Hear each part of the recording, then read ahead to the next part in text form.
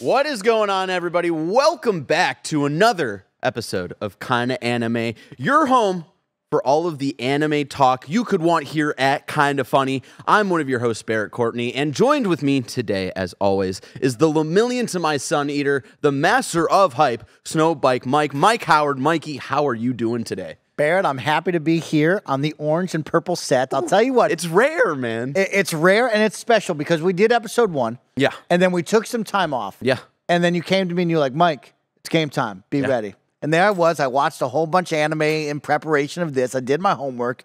And then to be back on the set, though, to see all the familiar faces that we know and love, to see the purple and the orange, you know what? It feels good. I'm ready nice to be to back. see like Ash right here in the middle. Whoa, double smoke. It's nice to see Ash catch him since the last episode of Kinda Anime. Correct. Ash's journey is wrapped up. Pokemon champion now. I know. Said goodbye. Insane. Tough stuff. Yeah. And I just want to give a quick thank you to everybody who showed up for the first episode of Kinda Anime, giving all a bunch of lovely comments, people wanting the show more often, and all of that stuff. It really touched my heart in a big way to see all the love for the anime discussions that we have here. Before we get into it, I just want to thank y'all for making the show possible. If you don't remember, Kinda Anime exists because of your support over on Patreon. We're back in October. We fundraised for the continued future of Kinda Funny, and one of the goals we hit was 4 episodes of this very show where we finally have a home to talk all things anime. So that means we're already halfway through Kinda Anime's run. Wild. I know. This is episode 2. We only have 2 more episodes after this, releasing every quarter to kind of like build up and have a lot of things to talk about for each episode. So that's going to be exciting for the last 2 episodes after this in the second half of the year. There's going to be a lot of exciting things happening. I know episode 3, I'm already kind of planning things out, and it's going to be a busy one, but a fun one. But I just want to let you know, as a reminder, you can catch Kinda Anime right here on youtube.com/kindafunny or on the Kinda Funny screencast feed on podcast services around the globe. Think of it as like a Kinda Funny screencast presents Kinda Anime situation. I like that. Yep. Because we're still talking about things that are airing on TV and things of that nature. And we want to give an even bigger thank you to our Patreon producers for the month of April, who can watch the show ad-free along with anyone who supports us on patreon.com/kindafunny or patreon.com/kindafunnygames. Tripod Plus, James Hastings, Casey Andrew, Nathan Lamoth, and Al Tribesman. This episode of Kinda Anime is brought to you by Rocket Money, but we'll tell you about that later. To start things off, Mike, for episode 2 of Kinda Anime, it's been a couple months. We're back. It's an exciting time. We wrapped up the first episode with a write-in from AJ Fraser, who gave us a little bit of homework to check out a classic for the very first time. Mike, what did you think of Fooly Cooly? What is Fooly Cooly? What is Fooly Are you Cooly? doing Fooly Cooly? Who's Fooly Cooly? What a trip this was, Barrett. Of course, shout out to AJ for the recommendation. Only 6 episodes. Yeah. So it was a nice breeze to turn that on and just kind of get lost in it. And my first initial thought was, oh, wow, I really like this art style. This art style, when I see it, screams to me old school anime, right? Like, I'm the anime noob here, but when I see that, I go, oh, that's got to be like OG stuff. You know what I mean? And so immediately that caught my eye. Then what caught my ear? A banging soundtrack, Barrett. And all of this kind of worked perfectly to the introduction of a very special someone with a guitar. And I said, oh, Barrett and AJ told me just to watch Hi-Fi Rush, the anime. And that's what I took it away from this is Hi-Fi Rush, but anime, or maybe what kind of inspired Hi-Fi Rush, because we got badass soundtrack, we got an awesome art style, we got guitars, we got robots, we got banging battles. Like, it's a good time, man. Yeah, so of course we watched the original run of Fooly Cooly because there's about a bunch of like sequel series. Okay. All also being like 6 episodes each. I think there's like 2 more series that are being like in production right now for later this year, I believe. I know, and it's crazy that they keep coming back to the series like once every like 15 years, it seems. But the question marks left. She left, and it was like, yeah. what happens now? So I could see you keep going. You know what I mean? Because of course they end, and she's like, "You're just a kid." Yeah. See ya, and then just rides off. But yeah, we watched the original run of 6 episodes that, let's see, it was released in Japan from April 2000 to March 2001. And then I think it came out a couple of years later in the U.S., if I am correct there, or maybe just a year later. But yeah, that was something similar where, you know, I've had anime in my life throughout my life, but still kind of a little bit more on the green side like yourself. And this did bring me back to not the Digimon show, but the Digimon first movie. Okay. Like that art style, especially with like that late 90s kind of grunge pop, or not pop punk, but like punk rock soundtrack there, that immediately when I was done, I was like, please tell me that this is somewhere on Apple Music. Looked it up, and it's a band called The Pillows, I believe. And yeah, they have like the entire soundtrack that they like, all of the music that they made for the show on there. So that's just been in my rotation the last couple of days. But yeah, to talk about the show itself, it immediately got drawn in by the art style, the music. The story itself and the characters, that's where it started to lose me just like a little bit. I liked the kind of what they were, at least the premise of this coming of age story, following the main character. You know, this kid who recently had his older brother move to the U.S. playing baseball, is kind of in this weird relationship with his brother's ex-girlfriend in a weird way. A little young for it, too. Yeah. And then, gets visited by this woman claiming that she's an alien, just checking out the town for whatever reason, and a bunch of hijinks happen. She hits him in the head with her guitar, which brings out these weird robots being made by like either a company or like an organization from space. It was a lot to take in because of how weird the show is when it comes to its humor. Kind of the main character, I'm blanking on his name, I think is Nauta, I believe.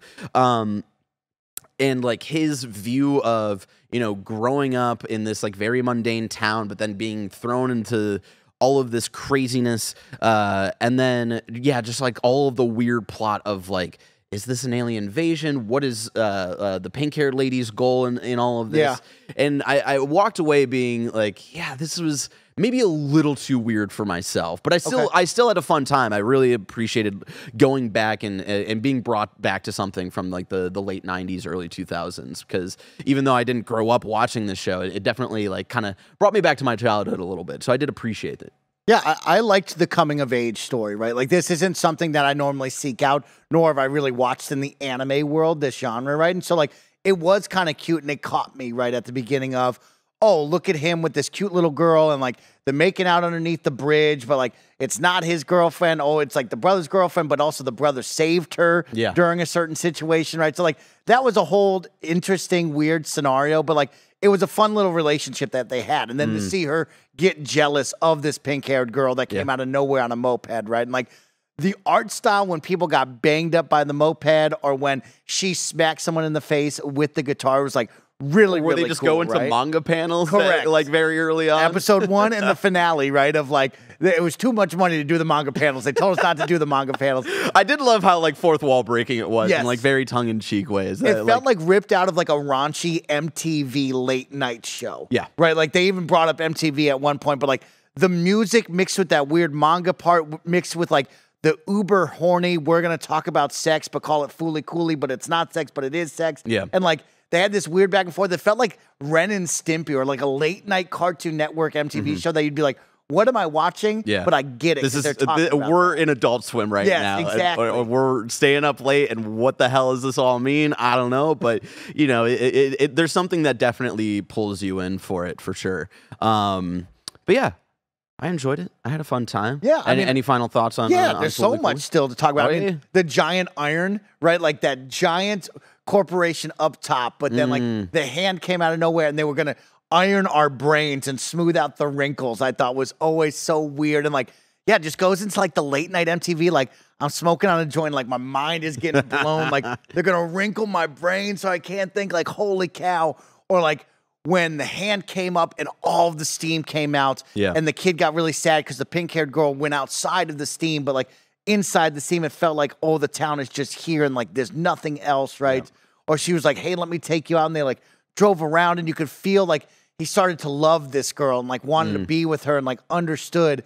And then at the end, of course, the payoff was like, you're just the kid, I gotta go. Because she was chasing, what I took from what they were telling us is she's in love with like the badass, like battle angel pirate guy in the middle of space that she's trying to call bits and pieces of him to the world. Yeah, I think the main takeaway for me is that like even though like the kind of like specific plot stuff, the lore that they're trying to build, none of it really grabbed me just because of how weird it was. But the thing that the main thing that worked for me for the show was just like the overall vibes of it, of taking into account this being developed at least in the late 90s, of kind of and what I imagine what it was like growing up at the time, where you're very unsure of like what's going on in the world, especially, you know, like Y2K, like kind of around the corner, and just being like, I don't know, I'm just like living my life, but everything kind of feels weird. I liked that it was a coming of age thing, but it didn't really feel like it had a kind of big lesson to take away from it. It was just like growing up is weird, and you know, I was a little baby in the late 90s, so I don't remember too much, but I imagine like growing up in the late 90s was fucking weird, you know. And so those were the things that worked for me. Maybe it, you know, the sequel series, maybe more of the plot and lore stuff starts to work for me a little bit more, because yeah, it was hard to tell if like you know, some of the insinuation of like the red-haired girl from the hometown, like, was her emotions affecting the big steamroller? Like, it was a lot of like, all right, what are the rules being set up here? And like trying to read into too much into certain things, but yeah, I did love a lot of the characters. I love the first little robot that gets pulled out of his head. If you want to talk, you know, Hi-Fi Rush vibes of, you know, and then him eating Naota to get powered up, and then, you know, eventually pooping Naota out, and he smells, and yeah, it's just like really, really weird stuff. Crazy robot dog at the end, where she was the original girl had a robot dog now that she was letting eat. She had the vengeance list, and she was getting revenge on everybody, and like she was eating their mopeds and their little motorcycles, and then it got out of hand. They ate everything. And the weird government agent who's like wearing these obviously fake eyebrows, and you're like, I guess this is just a goof, but then it's maybe reveal that the eyebrows are specifically something to like help you not get the robots kind of coming out of your brain or whatever. Yeah, a lot of just like weird stuff. It reminded me a lot of, you know, being a new fan of Mob Psycho, of just like the really weird humor and contextualizing weird goofs like that, especially like with the steamroller kind of being this this whatever facility in the middle of the town, reminded me a lot of, you know, there's a big thing of broccoli eventually in Mob Psycho that's just like in the middle of a town. And so it definitely, I could see the inspirations not just for Mob Psycho, but a lot of like more recent anime. It's like, okay, like this is, Fooly Cooly definitely has a staple in this industry, and you know, inspired a lot of visual direction, tonal direction, things like that. Yeah, when we look back on this to end this is, I will not remember Fooly Cooly for the story. I'll remember bits and pieces, but I will remember the dope vibes, right? The art style, the music, the Hi-Fi Rush, guitar, and robots. I'm into that, right? And so I will always remember Fooly Cooly for that. And I'll always ask myself, am I doing the Fooly Cooly? You know what I mean? Like, I'm going to ask myself that sometime. I might say that one day in the future. You never know, Chad. You know what? On the night when Nick comes back from vacation, because we're recording this a week earlier before the episode comes out, so Nick's on vacation. When he comes back on your next morning show, just be like, you doing the Fooly Cooly? Exactly. That's what I'm asking. No context. Well, that wraps up a little bit of homework time with Fooly Cooly. Again, thank you, AJ, for recommending that. To pull the curtain back, what I originally wanted to do was have us do homework for every episode. But like I said, knowing what episode 3 of Kinda Anime is going to look like in a few months, it's going to be a little too jam-packed for a piece of homework. But I still want us to do some homework for episode 4 of Kinda Anime. So in the comments below, leave your recommendations of a new anime, either old or modern, that you want Mike and I to check out, whether it's the first season, whether it's a short run of something. That was nice with Fooly Cooly, of like just going into the original run, 6 episodes in and out. I like that. So leave that in the comments below. If you're listening on podcast services, if you're driving down the highway right now, I don't want you to pull over. I want you to do the cool Akira like bike slide and block every lane in the highway. And when everybody's honking at you, being like, "What are you doing?" Tell them.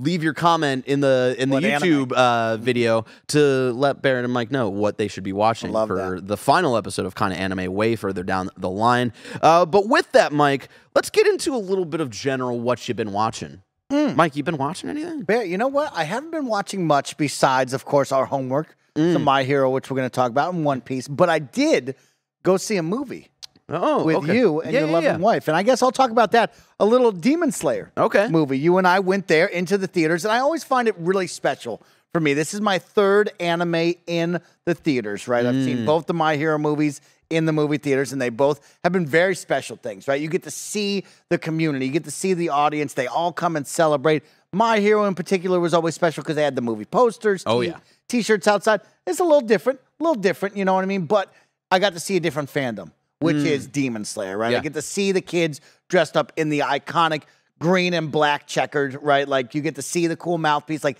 people want to wear that stuff, and it's cool as can be. And seeing it on the big screen was something special. Still have a small critique when it comes down to sound. Once again, the sound did not punch like it needed to during that. Like it happened. We'll talk a little bit more about specifically about the episode itself, because the theatrical release, I saw a lot of people were confused by and felt like they were kind of like tricked into going to see this. Because it wasn't like it wasn't Mugen Train, where Mugen Train was originally adapted into a movie. It was like roughly 2 hours, and it covered this entire arc. And then later on, they kind of adapted it for the anime show itself, and got like 7 full episodes. You got a little bit more context of what was going on with that arc. But this one was a little bit different, where they just played the last 2 episodes of season 2. So the big fight with, I believe, Daki and I'm forgetting the other sibling, but essentially the kind of peak fight at the end of the Entertainment District arc. And then we got the first episode of season 3 a month early, essentially. And we got to check that out. And I do remember, like, it was just weird presentation wise, like all over the place. I thought, even though that there were 3 separate episodes, kind of being like presented as like one big theatrical thing, there would have been a little bit more editing to transition easily from episode to episode. But then at the end of the first episode, like, the credits start rolling, and then you turn to me and you're like, is it over? Is that all we just watched? And I was like, no, there's 2 more episodes going on right now. We're just showing it. Like, they're showing full credits, and then it fades to black, and then it plays the next episode, and then fades to black, and then plays the final episode. It's very weird. And then, on top of that, like, it was a lot of sound mixing that was really weird. That's my biggest nitpick. Is now coming into number 3, I knew from the My Hero ones, especially for the finale, Barrett. I'll never forget the finale of both the My Hero movies, right? This big epic fight scene. Deku's doing the craziest stuff. Bakugo's flying. And they play this really awesome music, and you can't hear it. There's no bass. There's no bump to it at all. Same thing happened here, where, like, we're seeing some stunning animation on the screen. Right? Like, we'll talk about it. That final episode that we watched, but was also the season opener, had some of the coolest stuff I've ever seen on a movie screen. Right? Like, I'm like, oh, this is dope. But then the sound just doesn't help it at all. It doesn't elevate it at all. And I wonder if that's something with, like, making a mix specifically for theaters that they're just not figuring out. I remember seeing the second My Hero movie in theaters, and it was in a smaller theater, but I don't remember there being, like, an issue with audio problems. And I know if you ask Blessing about that, he won't be able to tell you anything because he fell asleep 10 minutes into that movie. But that was definitely a head scratcher. And I did rewatch the episode this last weekend, since season 3 is officially started. And the music did hit, like, at home with the sound mixing. So I wonder if it's just like a distribution thing to theaters. That's just, like, weird. Let's talk about those 3 episodes, because that was awesome. To end season 2, getting the big fights, right? Like, having the baddest of the baddest villains. You know, I mean, that scary guy was decomposing. He had 2 badass blades, and his sister like this, was he's so creepy. The scariest. I mean, those 2 were very cool. And then, of course, they have the whole team rally, right? Like, that's something that's really special, to see them rally and do something awesome to end. And then, I mean, the newest episode is fire. To see the big bads were dope. Yeah, I know. Season 2, I know, is a little bit old to talk about, but it was great to see that in the theaters of our main trio kind of come together and to help out the Sound Hashira, take out the first upper rank demon that's ever been taken out in, I think, like 100 years or something like that. And yeah, just the hype moment of the cutting back and forth between Tanjiro, Inosuke, and Zenitsu, like all kind of screaming. And I just want to give a shout out. I know when Gary Whitta talked about Demon Slayer for the first time, I believe it was Zenitsu he was talking about, where it's like, you know, I was really into Demon Slayer, and then they introduced that one character who's super fucking annoying. And I know that Zenitsu, yeah, very much a crybaby, but when that motherfucker goes to sleep and gets super cool, where he's like thunder breathing first form, I don't know, I would have to go back to rewatch his origin, but the fact that he's just really good at this one stance while he's sleeping is just really, really goddamn cool. And every time it happens, I get goddamn chills. But yeah, let's talk about, you know, jumping ahead a little bit. Let's talk about the first episode of season 3. I know when we saw it, you weren't fully caught up on Demon Slayer. Correct. But did that? I think it inspired you to start catching back up on Demon Slayer. Right? It's got me watching right now. I'm early part of season 2, trying to catch up to where we were. I watched all the way to season 1 before we started the movie, and so yeah, it got me excited, right? And seeing the art style and the baddies in this is something different and unique from what I'm seeing from My Hero to also One Piece. It's like, oh, I really love the baddies. I like their themes. I like their elements. I love how they're drawn and animated. Like, oh yeah, that first episode and seeing the high-ranking super baddies, real badass. That entire first third of the episode was jaw-dropping. Yeah, when she's bing. Yeah, with the, what was it, the biwa, I think, or I think is the instrument that she plays. But seeing that in theaters, and I know we talked about a little bit of the sound mixing not hitting, but still, like, it felt grand. The music, the way that, like, cuts were being edited of different perspectives, of essentially, like, different camera cuts and how things would transition, introducing each demon and the upper rank demon kind of core, talking to Lord Muzan, him being like, hey, like, one of y'all was just killed for the first time.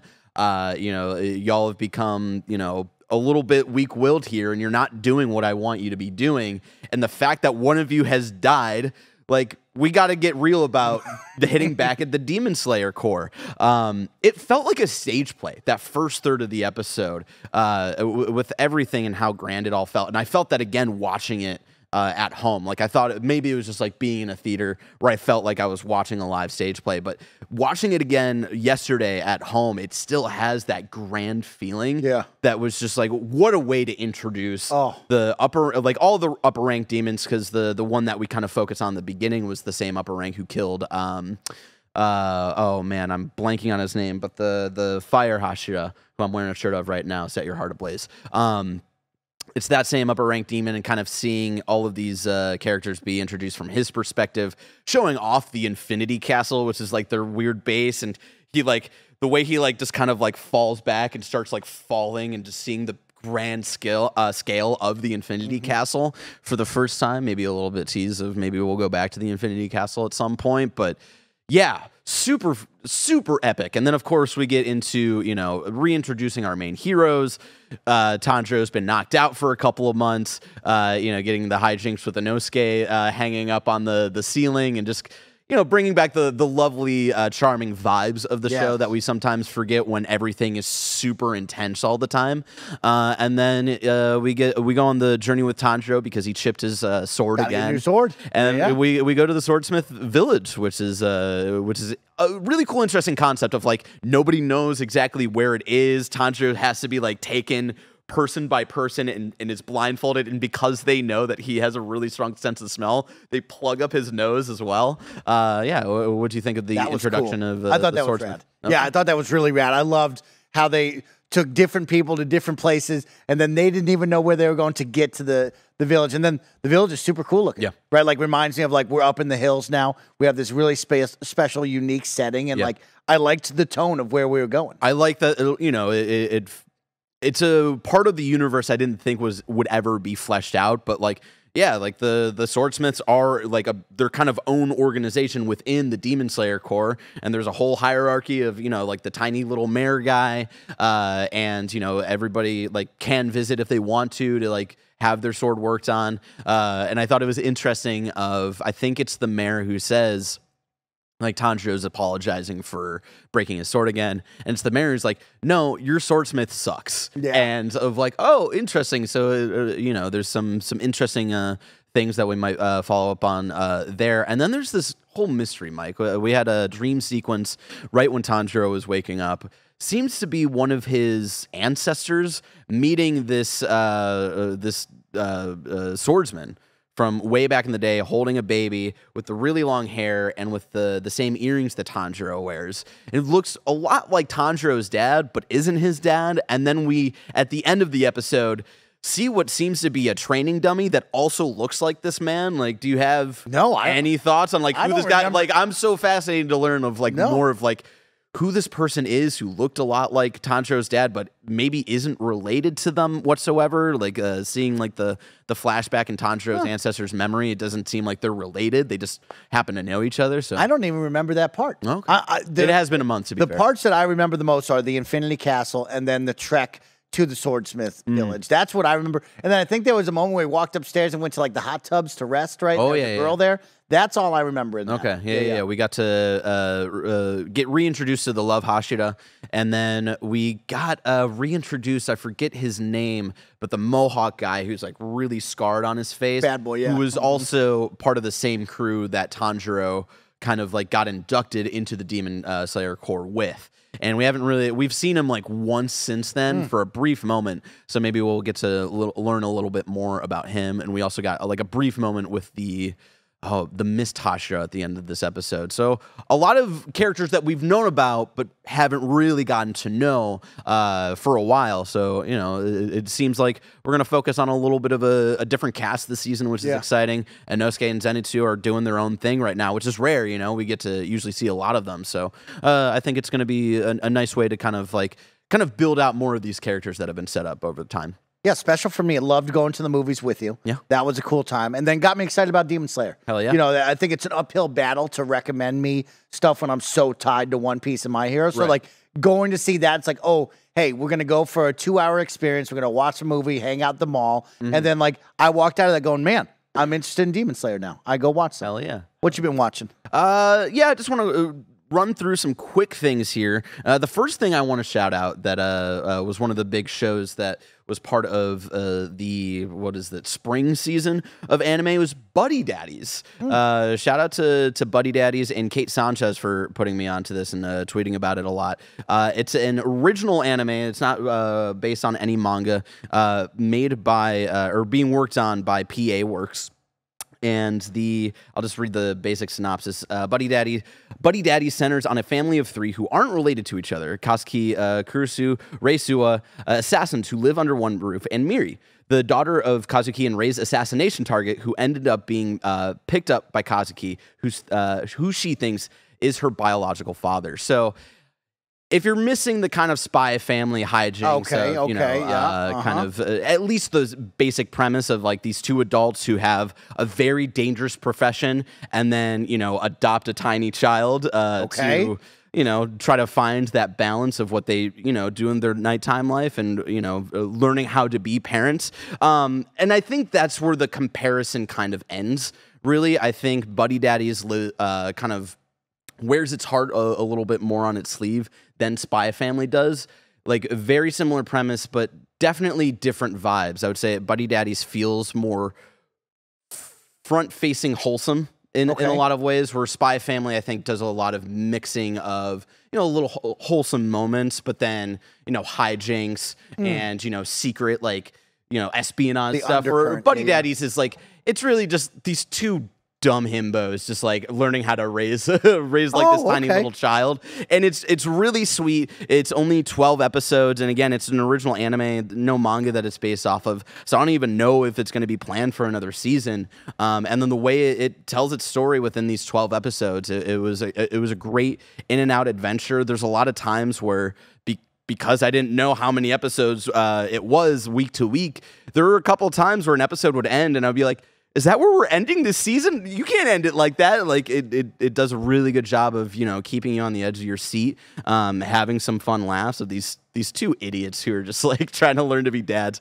Kazuki is definitely like the more prepared adult when it comes to like, all right, we got to make her breakfast. We should probably set her up at a daycare, things like that. And then Ray is kind of this emo bad boy who's like the real badass of the assassination duo between them, and is just like really tired all the time, just wants to play video games all the time. A great kind of what's the word that I'm looking for? Just like chemistry between all three characters. Yeah, very wholesome. And so if you're looking for something Spy Family adjacent, again, it's not a full 1-to-1, but Buddy Daddies was definitely a fun watch. Like that was another one I was waiting for every week alongside My Hero, alongside Nier Automata, things like that. So yeah, I just wanted to do a quick. You got me excited about that one. Yeah, go check it out. It's all out right now. On the Spy Family side, we talked about that last time. I wanted a little more action. Got a lot of wholesome, a lot of hijinks. I was looking for more of the Mr. and Mrs. Smith action, right? And I was going to ask you, does this have it? But it makes it sound like it's more wholesome and hijinks. There are some episodes that like give you some action scenes. Okay. But yeah, I would say like there's a huge set piece at some point, and then it does really feel like it comes out of nowhere a little bit, because I would say most of the show does focus a little bit more on the family dynamic, these two dudes trying to learn how to, you know, be a part of this family. It opens up in a very bombastic, action-y way, which is really fun. And then there's a big set piece to wrap up the season that really goes hardcore. If you want some, you know, things to maybe make you cringe a little bit, which made me for sure. But yeah. Works for me on an emotional level in different ways, and yeah, I highly recommend it. It was a rare one where it was similar to Spy Family, where because I was watching week to week, I was doing primarily subbed, and then like never felt the need to go back to dubbed. But I do want to go, if I ever do a rewatch of either Spy Family or Buddy Daddies, to go back and to check out the dubbed versions just to see what the performances are like. So I have that. Cyberpunk Edgerunners I watched. That was a big one from last year over on Netflix. Yes. Had a great time with this one. Obviously, this is an anime, not adaptation of Cyberpunk 2077, but a story told in that same world. I think it still takes place in Night City. I think it's roughly a year before the events of 2077. Animated by Studio Trigger, which you might know from, things like Promare and Kill la Kill. And follows, a kid named David, who's just like this other, like, kind of run-of-the-mill just kid, kind of set up at a fancy school from his working mom, and kind of falls out of that to kind of just live and kind of run the streets of Night City. And yeah, it's very stylish, a lot of action. If you're looking for a lot of crazy action, this is one I highly recommend. I like that. I think that's something that Trigger really shows off in a great way. Shout out to Zach Aguilar, who is the voice of Tanjiro in Demon Slayer, who is the voice of David in this. Something that I did not expect of how depressing it was as well. And I think it's one of those, like, it's a really great story, and I think and granted, I'd never finished the story of Cyberpunk 2077, so I don't know if there's similar themes here. But I really enjoyed the kind of focusing on the cyclical nature of people trying to survive in like a hyper-capitalist city like Night City in the world of Cyberpunk. And just kind of showing off, how cyclical and almost like futile life feels in that kind of state of a world. And I think it's showcased really well. And yeah, I had a lot of fun with it. I was really surprised. It was one of those like it won a couple of awards, I think, at the end of last year, recently, I think, at an award show. But yeah, I was really blown away by Cyberpunk Edgerunners, especially like, you know, I really only know Netflix for adapting anime into live action, and that has never been a great showcase there. So this was my first time being like, all right, let's actually check out an actual anime being kind of distributed by Netflix. And I thought it was really, really cool. I think it has a lot of, or not a lot, but like it brought me back to that kind of Akira little bit vibe, but Trigger's own spin on it with their very unique animation style and art style. So, does it make you want to go play the game? Like when you finish this, is it like The Witcher, where like you watch The Witcher and you're like, oh my God, I got to play The Witcher right now. Like, is it like that? It had me thinking about it. Okay, Did I hit download? Not yet. But it has been rattling in my brain of like, do I want to go on my own cyberpunk adventure in Night City? Like it definitely, when the show ended, I was definitely, it had me thinking a little bit. Maybe sometime later down the year when it's a little less busy with, you know, the TV and anime and video games all coming out. I like your rundown of that, because I thought Cyberpunk Edge Runners was a bunch of different small stories. Within that, right? Like Star Wars did that recently, right? Where they had Star Wars Visions. Yes, where they had just a bunch of different stories and let people tell stories. I would have thought it was like that. So I like hearing that it's like one whole story, and again, like very similar to Buddy Daddies, where it's like it's this one story. If they ever do a season 2, I'd be very surprised. Like I felt satisfied just with the story that they focused on here. And I just, a lot of it brought me back to like nothing specific, but just like 80s and 90s anime, especially. And I think that kind of works in benefit with, you know, adapting the cyberpunk world. I think the director, if I'm correct here, this was Hiroyuki, I'm going to butcher this, Imiyashi, also directing things like Kill la Kill and Promare. But yeah, it brought me back to a different era of anime, but with a modern take on it that I thought was really, really rad. So yeah, highly check out Cyberpunk Edge Runners. I know all of you watching have probably already seen it because it took over the world when it was coming out. And to wrap up really quick, I got to see Suzume. This was to bring back to a month ago when you and I went to go see Demon Slayer in theaters. There was a trailer for a movie called Suzume that caught our eye. And this is the latest anime movie directed by Makoto Shinkai, who's known for Your Name and Weathering with You. And it focuses on a 17-year-old high school girl named Suzume, who notices these, goes on this adventure to close these random doors that have been popping up throughout Japan. And I don't want to give out too many spoilers. I'm going to keep it spoiler free for here because it is out now in theaters. I believe in the U.S. In both subbed and dubbed. And yeah, I had a really fun time with this. This is my first time watching a Makoto Shinkai joint. I know a lot of people loved Your Name. I heard some similar praise for Weathering with You. So this was my first time actually watching one of his works and the team that he works with. And yeah, kind of what grabbed us was the animation style, the art style. And yeah, you really feel the attention to detail and love throughout the entire movie. I know everything, especially in like kind of the Western part of the globe, it gets compared to Ghibli, but a lot of like the detail and like the backdrop shots and stuff like that, like really brought me to that same level of detail in like a Ghibli movie. And yeah, it was a fun adventure. I think the first half of it gets a little bit repetitive in like what their goal is. She teams up with this guy who gets turned into a chair. If you remember from the trailer, there's a chair kind of walking around like it's a little human. And that stuff's fun, and it brings up some great hijinks. But yeah, they're kind of like their mission that they're out to go close these doors starts to feel a little repetitive, and then you get halfway through the movie, and then things start to shift in a major way of like what the movie is really about.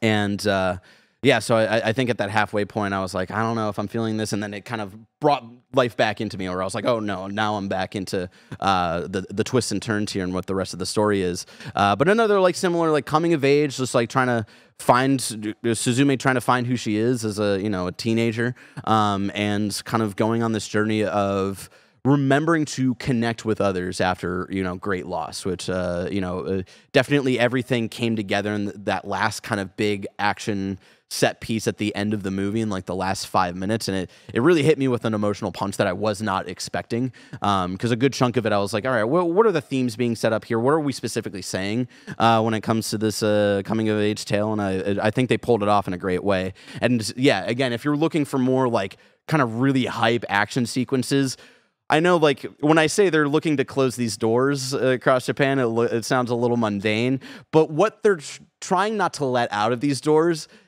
is very intense. And like every like time that they do it, I did say it felt a little repetitive after a while, but every time it's like the music that ramps up that feels a little like it makes you feel a little nerve-wracky a little bit, but also epic and hype, and them running to the store while it's getting blasted open by this giant thing. That's all I'll say there.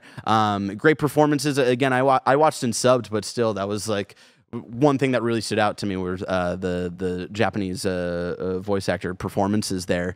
So yeah, I highly recommend it. I think it's to put it on the kind of funny scale, the review scale, bro. Since it's something new coming out. I would say that this is a great movie. Wow, a 4 out of 5 on the kind of funny scale. So I mean, it looked great.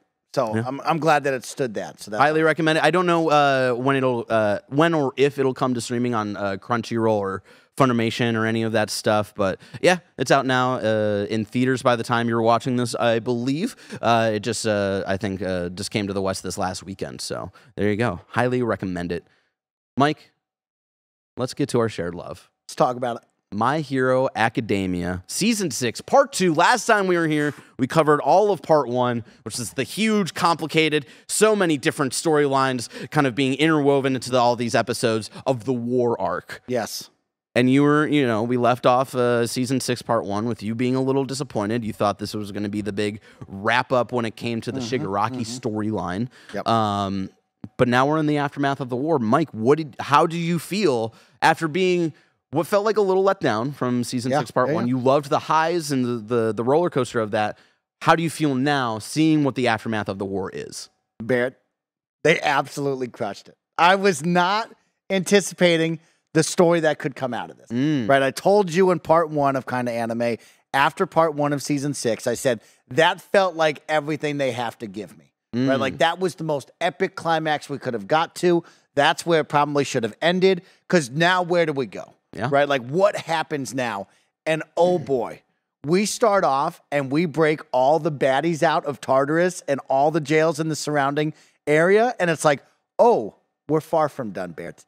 And somehow, in this second half of the season, I think I loved this more than the first half because, man, oh, man, did they show and tell a whole lot, and did they share a whole lot. I mean, we had baggage to unpack from families. We got to see Deku step up and really show what he can do, but also the class came back and said, yo, you got to ground yourself. You got to be with us. And we also see a world that is frightened and in a tough spot right now, and we need to call upon others from around the globe. And it gives me goosebumps to think of that, because, when you watch My Hero, we focus so much on Japan, and, like, that's where we're at. That's the only thing you see. You don't really think about the outside world, right? You kind of think, like, oh, my God, these guys are almost the last time it was shown in a major way was the first My Hero movie, right? Yeah, it's right. So I always think of, like, these are the worldly characters. All Might could be in Kentucky tomorrow. Like, he's got to be everywhere, right? But no, like, there are others out there, and it's crazy to see, like, when we end this, right, it's going down. People are coming to help because we know that it's all on the line. And so to jump back to it, Barrett, like, I'm really blown away by this. I did not think I would be so high on this second half of the season, and they did everything that I wanted them to do. There was some really cool story arcs in this. Hell yeah. I figured when you were like, I don't know where they go, and it's like, at the time when we recorded episode 1 of Kinda Anime, I knew of, like, you think you're on the roller coaster, but let me tell you, you've just been waiting in line at this point. Now we go on the real roller coaster of, the kind of aftermath of the war. Japan has just been kind of thrown into chaos, obviously, with Gigantomachia kind of just destroying all of these towns. And I think we talked a little bit about in the last episode covering this, but kind of seeing immediately all these heroes who have kind of lived more of a cushy life because of, thanks to All Might kind of shutting down organized crime and all these things of, there's been this kind of theme, this idea that people have talked about of, like, we live in an oversaturated hero society. And to kind of see that really fall apart in the second half of the season, I thought was really awesome. Like, this part of the story is where the manga was when I started finally reading up and catching up on the manga. And it went into a place that I saw the setup for, but I never believed that they would actually like follow through on it. And I love that they do, right? Of like the 1-2 punch of Gigantomachia kind of totaling a good chunk of Japan, just running to get to the war. You know, you have Dabi coming out as Endeavor's son and really striking a blow into everybody across Japan on what true heroism is. Did like Endeavor seem to have caused this person to become who he is? Is he really what we need right now as a country? And then with on top of that, the whole jailbreak of letting all of the hardcore villains out in Tartarus, and then the 6 out of 7 other jailbreaks. Yep. I find it very interesting that they pointed out, they're like, there were 7 other attempted jailbreaks, and only 6 of them got everybody out. Will we ever hear about that 7th one? I don't know. Like, okay. That's an or do they count Tartarus as the 7th one? I don't know. And so, like, you just kind of feel of just the amount of weight that's eventually put onto Deku, right? Yeah. And you get the kind of, I think this is jumping a little bit ahead of him talking to the previous One For All users, which is cool. We've gotten little teases here and there, talking to the One For All user who uses Black Whip. But then here you get the actual full conversation of, will you kill Shigaraki if you need to? And that being this really big test of what One For All actually means. And, you know, Deku talking about All Might teaching him that it's not used to take lives. And it really just reinforces what Deku's story has been, which is about saving people rather than taking lives. Because that's what inspired him to become a hero from All Might. You know, him as an adorable little child watching that tape where All Might's like saving like dozens and dozens of people. And kind of seeing that kind of be paid off here of, no, this is who I am. This is what I want to use this power for. What did you think about the kind of reveal that Deku is most likely the last One For All user, and it kind of is put on his shoulders of like, hey, you need to stop One For All or All For One in any way, shape, or form. Yeah, that was cool. Like the idea of like, you know, we've passed on this quirk to other people, and you know, if you already had a quirk, your glass was already half full, and then we overfilled your glass, and you didn't get your full lifespan. The guy was like, I only lived to 44. Yeah. He's like, that's crazy, right? And then he's like, you know, only one other person didn't have a quirk, and they were able to live a full life. Who do we turn to? It was All Might, right? And so it's like crazy that Deku, like you said, could be the last one, because as they talked about, in the society, so many people have quirks. The quirk lists are such a small number that the likelihood of Deku finding another Deku situation, All Might Deku situation, almost impossible. Is probably never going to happen, right? And so that was a really cool part of it all of like, you know, we add on to each other, but if you don't have the empty glass, yours is going to overflow and you're going to have a problem. Yeah. I thought that was really cool. And so, all the pressure is on him, and you could feel and now you pressure. Understand like the stakes of where the story is kind of going to lead to and wrap up with of like, it is Deku versus Shigaraki, the kind of next generation of these big hero and villain duo with All Might and All For One. And all the pressure was he already knew they were searching for him. They know that their all eyes are on Deku, right? And we're going to get to talk about some really cool, you know, hired guns here in a second, which were badass. But like the idea of like, Deku, you got to go off on your own. And like he looked at the 3 of them and was like, hey guys, like this is what has to happen. I got to go. Like I'm going to stay on the move, right? And the craziest parts of like, we hear about this kid that's saving others, but like he looks like a Nomu almost because he's got multiple quirks, right? And like he's dirty, he's ripped up, he's torn apart. He's just riding this adrenaline rush every single time you see him. And All Might is there to like bring him a small piece of chicken, like please eat, like you gotta do this. And he's like, I'm fine, bro. Like you could feel the pressure was on Deku, and each fight that he had was so impressive and so cool, right? Of like seeing what had to be done, how he's starting to master all the other quirks, right? And like I think the coolest one was seeing the round table, right? And like you see all the previous quirk users, but of course All Might is still alive, so his quirk guy is just all golden radiating, just sitting there. He doesn't. And I love talk. the little detail where you know Deku is sleeping and he's All Might's kind of looking over him, and he's like, I can kind of feel the gist of what the conversation is, not exactly. And then they explain later where it's like, anything that I feel or anything that I learn will go into that vestige. Yep. But anything that vestige talks about in the All for One or One for All realm, like, doesn't come back to me, which I thought was a cool little explanation. Oh, there. and then I loved the two badass dudes who are facing the wall. Users and you're like 2 and 3. What is going on here, right? Like, homeboy, it is all or nothing. Turn around and help this kid, right? And like, you get a couple of shots where they're just staring at the wall, and you question, like, are these guys going to turn, right? And then they had this moment where they're like, he gets it, and we're here to help now. You know? Before we get too far into this, because I love where we're going with that, I just want to shout out really quickly, getting the full Todoroki family story and its full context, the baggage, which has been kind of, you know, drizzled here and there throughout the show. We got Shoto's perspective in season 2, but not a lot of context around that. Yeah. Of like why his mom did pour boiling water on his face, and to kind of, you know, eventually see Endeavor's side of it a little bit. Yeah. I think in season 4 and 5, and then, you know, getting kind of the whole Dobby story here. What did you think about that? I thought that was awesome. The mom coming out and talking too, of like, you think you're the only one in pain? Exactly. We've seen her in a lot of pain. She's never really spoken often, right? Like, and she's out of the like she was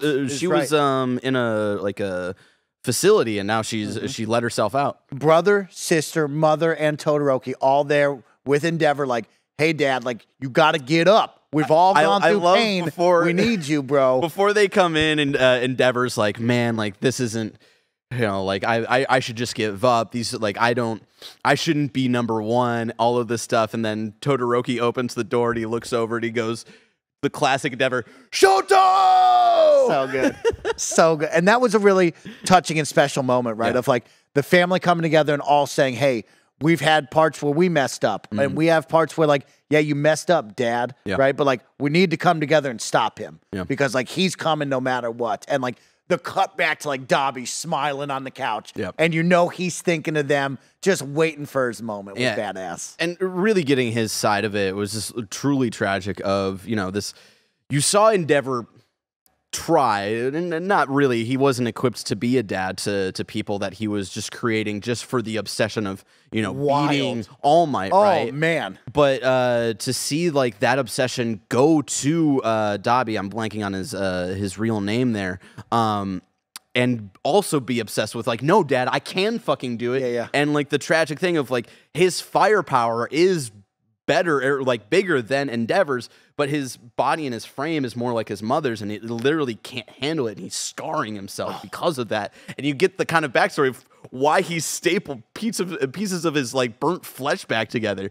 It's just, it was really upsetting to see that. And yeah, I do love the family coming together, and, you know, the one brother who, you know, doesn't really want to forgive Endeavor. And I love that they reinforce that as well, of, you know, Endeavor's, his whole story arc these last couple of seasons is not looking for forgiveness. You know, he understands that it's too late for that. He's just trying to repent and just fix it and just be done with it. And, you know, we see little moments throughout the season of him not really wanting to show his face at UA because he knows what that will do to people. And again, kind of testing his might. A lot of this second half of the season is really testing of, like, what a true hero is in an oversaturated hero society. And what that is not looking for the praise and the, you know, the money that would usually come with that in their kind of capitalist hero society in a weird way. And you really see the true heroes come out this season. So yeah, that was special. I mean, I really liked that, and there was so much to that. And we even got more family baggage with Hawks, right? I really loved the Hawks storyline of, like, yo, my dad killed a guy, and, like, we were in a bad way, right? Mom took him in, we hid from everything, and Dad was never pleased. Like, Dad was not a good dude.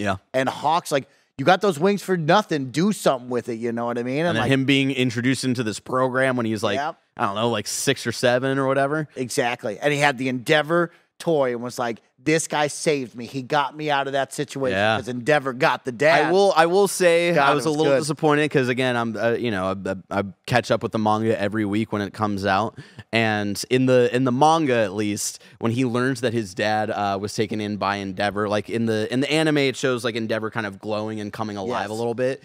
in the manga, Endeavor, like his little Endeavor toy, like pops out of his hands and starts like walking and kind of like running away and like showing him like a path. And it's like this really beautiful moment, and they didn't quite adapt it the same way of like what I wanted in my mind.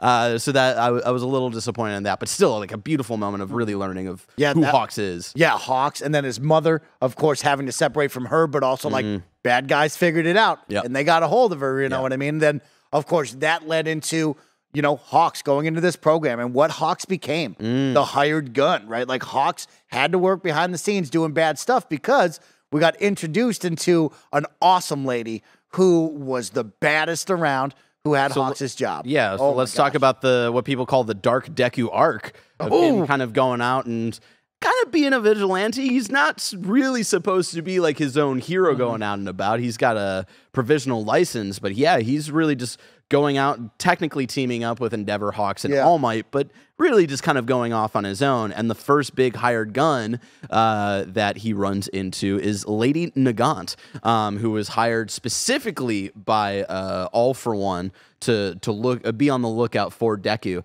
And who she have? She is she's got him. Chisaki. Yeah, as well. Holy smokes! What do you think about this kind of battle here leading into Depressed Deku? Yeah, Depressed Deku is so interesting, right? Because you kind of throw the normal rules out the window. Like where we are right now, he's not a UA high school student anymore. He is a full-on hero who needs to go stop stuff. And the city outside of UA's protective walls is a totally different place now, right? So he's got to go out there not only to train, but also he's on the hunt. He's got to take the fight to them, which I thought was really interesting, right? It's like, I'm going to go find the biggest and the baddest, and they're going to spill the beans, and I'm going to find this guy, right? And like, the reveal of his kind of full power, I love that they brought back the huge villain from season. Oh my God, the muscular guy. Yeah, that was badass. Because you have to think back of when he fought him originally in season 3, that was a huge fight. That was a big moment for Deku, and of course, what was it? Koda, the little kid with the water hose parents, and that was a huge fight that really wrecked Deku. And he takes him out like nothing. And it really showcases of just like how much he's grown in physical strength, but then showcasing of like all of these new quirks that he has. Now he's got the mist power on top of Black Whip, on top of, I think it's Fajin or Fajin. Oh yeah, which the new is like one. where you do like repeated movements and you build up like more power. And to have that pay off in the Lady Nagant fight, where he's like, people in my generation were used to seeing All Might be faster than a speeding bullet. And you see Deku get to do that same exact thing. It was like chill inducing, man. On top of like just the very smooth animation with the Lady Nagant fight. Yeah. And her badass story, the backstory of her being like a young child who wanted to be a hero, and they took her in, and then all of a sudden made her just the assassin behind the scenes, right? Of like, hey, you're a hero, but you're going to do the dirty work. And she's just out there murdering people with her can't talents, even right? Like, shake hands with children. Oh, all she sees is blood on her hands, right? man. And then to eventually the breaking point of like, I just couldn't do it anymore. I had to stop, right? And like, I thought that was a cool storyline.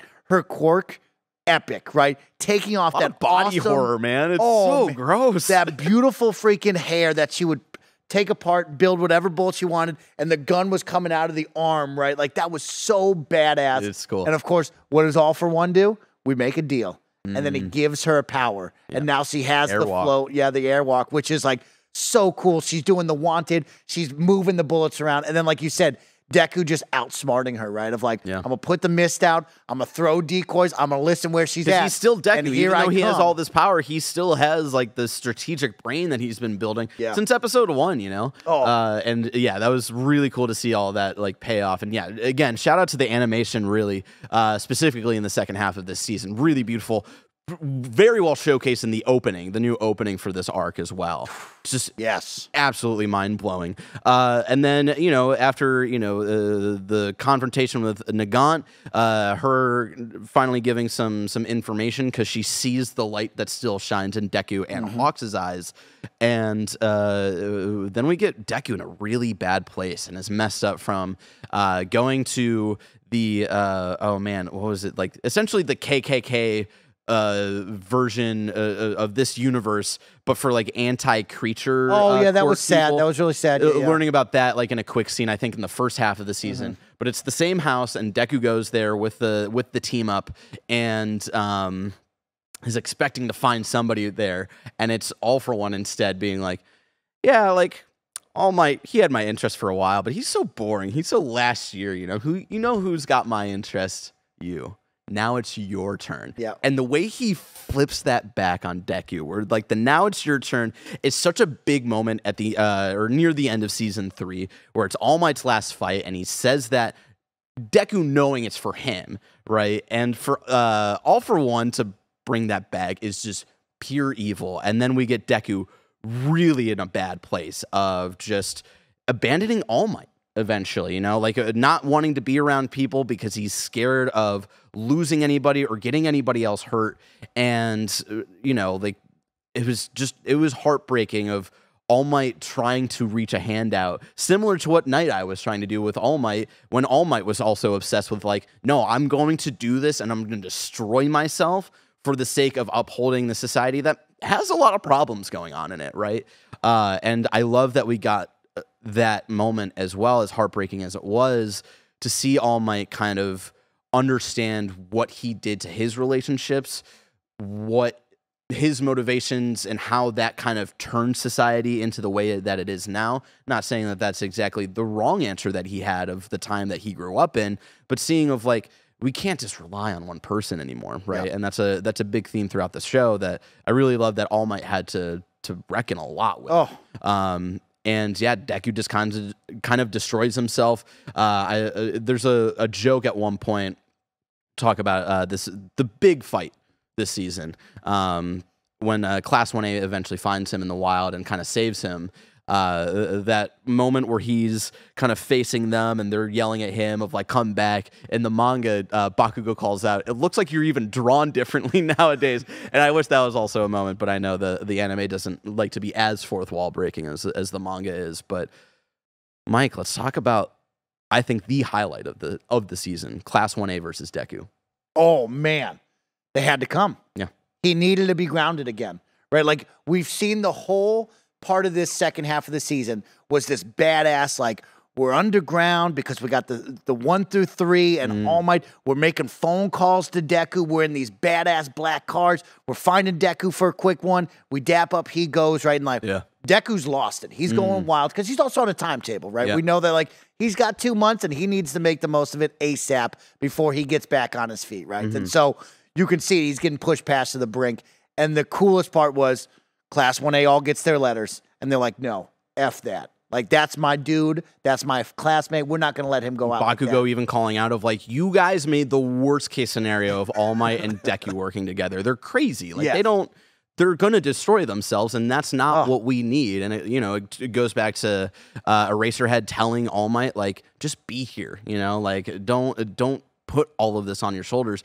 You just being here inspires people. But yeah, then we get this. And every single one of them had a moment. Yeah. Every kid had a moment where they all got to say something to Deku. They all said, hey, this is how you inspired me, or this is us together. And then the finale. And I remember when, for the first half of season 6, when Bakugo has his, I had no thoughts in my mind, my body just moved on its own. You're like, that's the whole character development here. Yep. Well, he still had a little bit more to He's got more. He's got more. The Bakugo apology, man. What'd you think about this moment? That was special. Yeah. That was really special. I mean, all of it was really special. My favorite part is seeing Bakugo continue to grow. I don't like the new name. You know what I mean? Whatever. Explosion Master Dude Jabroni. I don't know what it'll eventually just be Dynamite, because that's essentially just his fanboy version of All Might, But like each and every one of them having the moments, and of course we know Bakugo is special. Right? Bakugo and Deku have that connection that needs to be shown. And Bakugo's growth is important to Deku to say, hey, you're growing, but I'm also growing. And like, I need you here, big dog. I thought that was pretty cool. Yeah, that entire episode, I've watched it 3 times at this point, and every time I've bawled. Just with the whole reflection of how Deku and the crew that they had in the middle of season 3 who went to go save Bakugo in the middle of the All Might versus All For One fight. And Deku knew at the time, Bakugo won't reach out to my hand, but you know who will?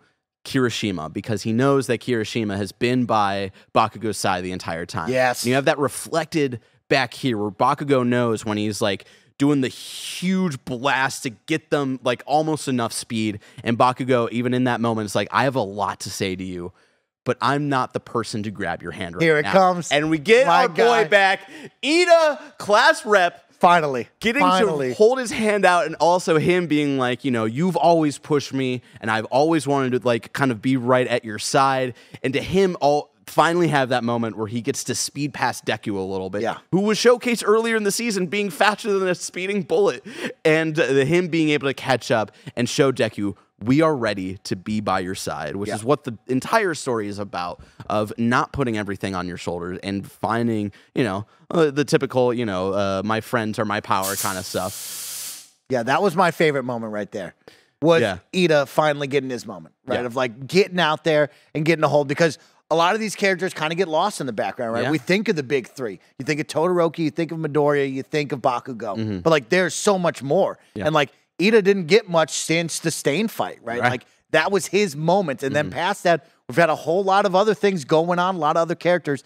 And to have him shine like that really was something special to me. And I really needed that one because it brought it all back. And of course, they crash land into Kirishima, which was awesome, right? And then the moment of like, we need to be together. You need to come back home and rest. And then to go back and have her Araka give the big speech. Right? Like that was a big deal. That was very special. She's going to win them over. Shout out to the character who kind of brings the crowd together. The guy with like the weird head looking thing. First episode. Barrett from the very first episode, who's like, you're a fanboy, huh? I love that it's him that like brings the kind of just regular people together to be like, hey man, like the stage is destroyed, and like the heroes who are still here are the actual heroes. Like, so many people have retired. Like we got the callback to the, what is it, Death Arms, like the very first hero we ever see in the show, right? Who also like retires because he's like, dude, like one yelling voice that's negative out, like that was a wild takes over like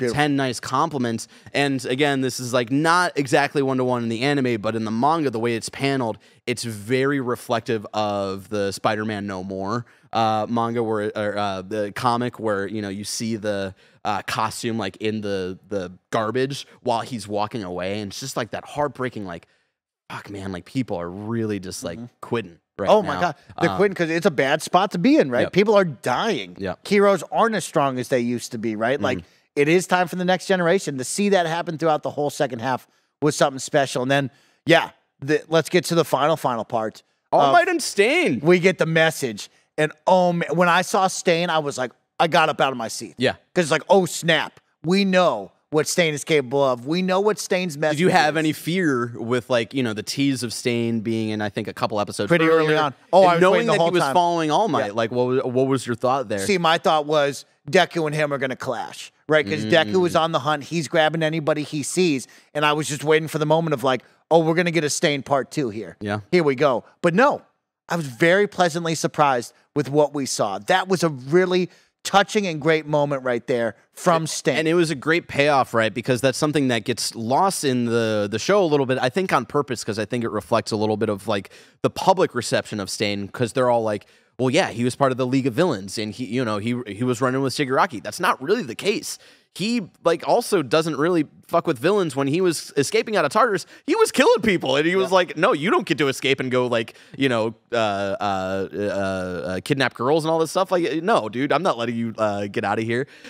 He is very much he has a very extreme approach to trying to make a stronger society, and like, what we're seeing now in Japan of these heroes who are false heroes and are quitting, and the people who are still around this is Stain's reality fully realized. I don't know if this is exactly how he would have gotten everybody here, but hey, they're here. And I love that, you know, it wasn't him being like, oh, you failed us, All Might. You're not a true hero. I'm going to kill you. It was you know, hey, snap the fuck out of it, dude.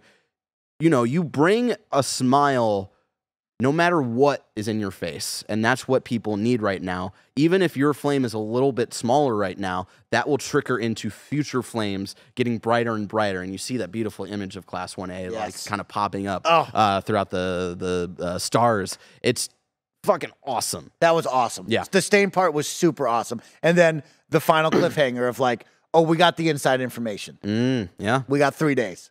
Yeah. It's like, oh, 3 shit, days. Okay, we got 3 days. Oh, God, Yeah. that's not good. And I liked how this information was rolled out naturally in the manga when you're only getting little pieces of each episode comparatively. It was like one issue was like, oh, we've got like a month. And then the next issue was like, oh, never mind, we have 3 days. It was like, what the hell? It was like whiplash. And I think it was a little bit better paced out, at least information giving in the finale here of like, no, that was just the expectation. But because of this weird communication through sound waves or whatever, we know that he really only needs 3 days left. But at the same time, we've got America's #1 hero, Star and Stripe on our way. We got the world coming. Because remember, they were like, yo, there's a lot of bureaucracy, a lot of politics, people can't be sent. And then, you know, the best part was our hero said that they would come. Okay, we're approving our hero. Our hero's already there. She's already on the move. And well, I don't know if the other countries did approve their heroes. You don't think so? Oh, okay. I took it as like they're coming. So I took it as like, no, the bureaucracy is getting in the way of everybody. Oh, and then America was just like, yeah, our #1 just didn't care, and she's gone, and she's coming. So it's on the blackbirds just fucking flying. That was so cool. And then to wrap it up, we got an original scene, not from the manga, of Deku waking up from a nightmare. And I think it was a really good wrap up scene to kind of showcase like what the season, what the show is about, of being with your friends, not putting everything on your shoulders. Really cool stuff. Also little bits of information that I think was adapted well in the anime. When Jiro was talking about like, you know, remember when we did the whole school festival thing and there's a lot of people who were doubting us? Let's do something like when we do this all out fight again, let's show them again. Like very similar, not 1-to-1, but very similar of like, let's prove to the world that we can bring a smile to their face. I really loved I was worried they were going to do another band thing. I was like, don't do another band thing. I don't want to talk to you about the band thing because that arc is fucking awesome, whatever. But in the manga, the way it was like translated, it felt like, are we doing another school festival? That's how it felt. I think the way it's worded in the anime is much better. Where it's like, she's not saying, let's get the band back together. She's like, remember this thing we did? We're about to go fight this big bad. Let's do something similar and prove that like we can, you know, we can bring people joy. And with that, yeah, that was season 6. Season 7, the story to be continued. And this is interesting because, you know, Horikoshi, the mangaka, has been trying to wrap up the story for the last 1.5 years. He originally said earlier last year that he was trying to end the manga at the end of last year. Obviously, didn't stick with that. A lot of breaks being taken in between some issues. And so it's hard to tell how close the manga is to the end. And where I'm standing right now is maybe season 7 is the last season. Should be. It should be. And again, it's weird right now with the manga and how much the anime has left to adapt. I can see at the end of the day them having like a 1.5 seasons left. But I don't know how you do. Like maybe they do an Attack on Titan like season 7 part 1, and it's like a little bit longer than a typical first half of the season, and then a season 7 part 2. Take a little bit of a break and like wrap it up because I don't see how you do it in one normal 25 episode season.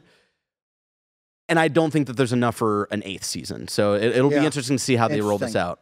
Yeah, I don't want to get into like quote unquote filler territory where it's just a bunch of backstory filler stuff, right? But like, I mean, there could be filler in the sense of filling out a lot of fights that are happening in this last. But yeah, where I'm at right now, this is the end, right? Like how I finished the first half of season 7 of like, you can't go past here. This is the apex of where we're going.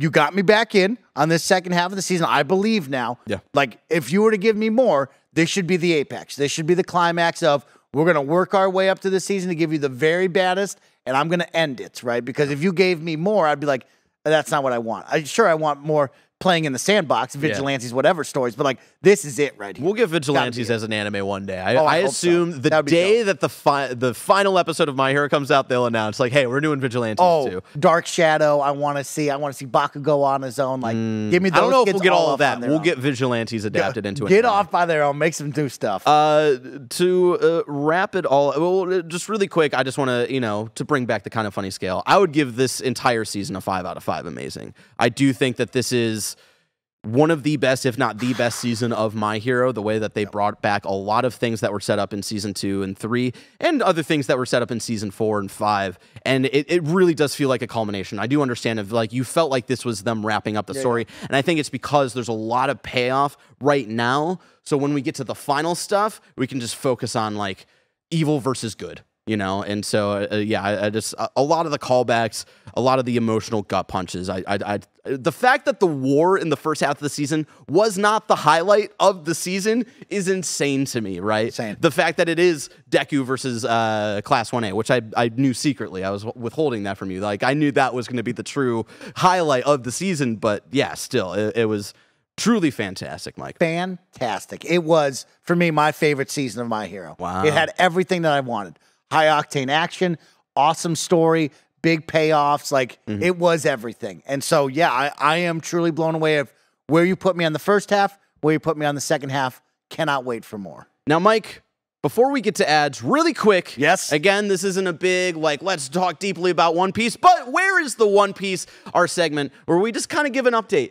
Mike and I love One Piece. Yes. It's a very long show, though, so this is just something to keep us honest and upfront about how much progress we've made in the anime that is One Piece. Last episode, I was on episode 61, and you were roughly on episode 275. Yep.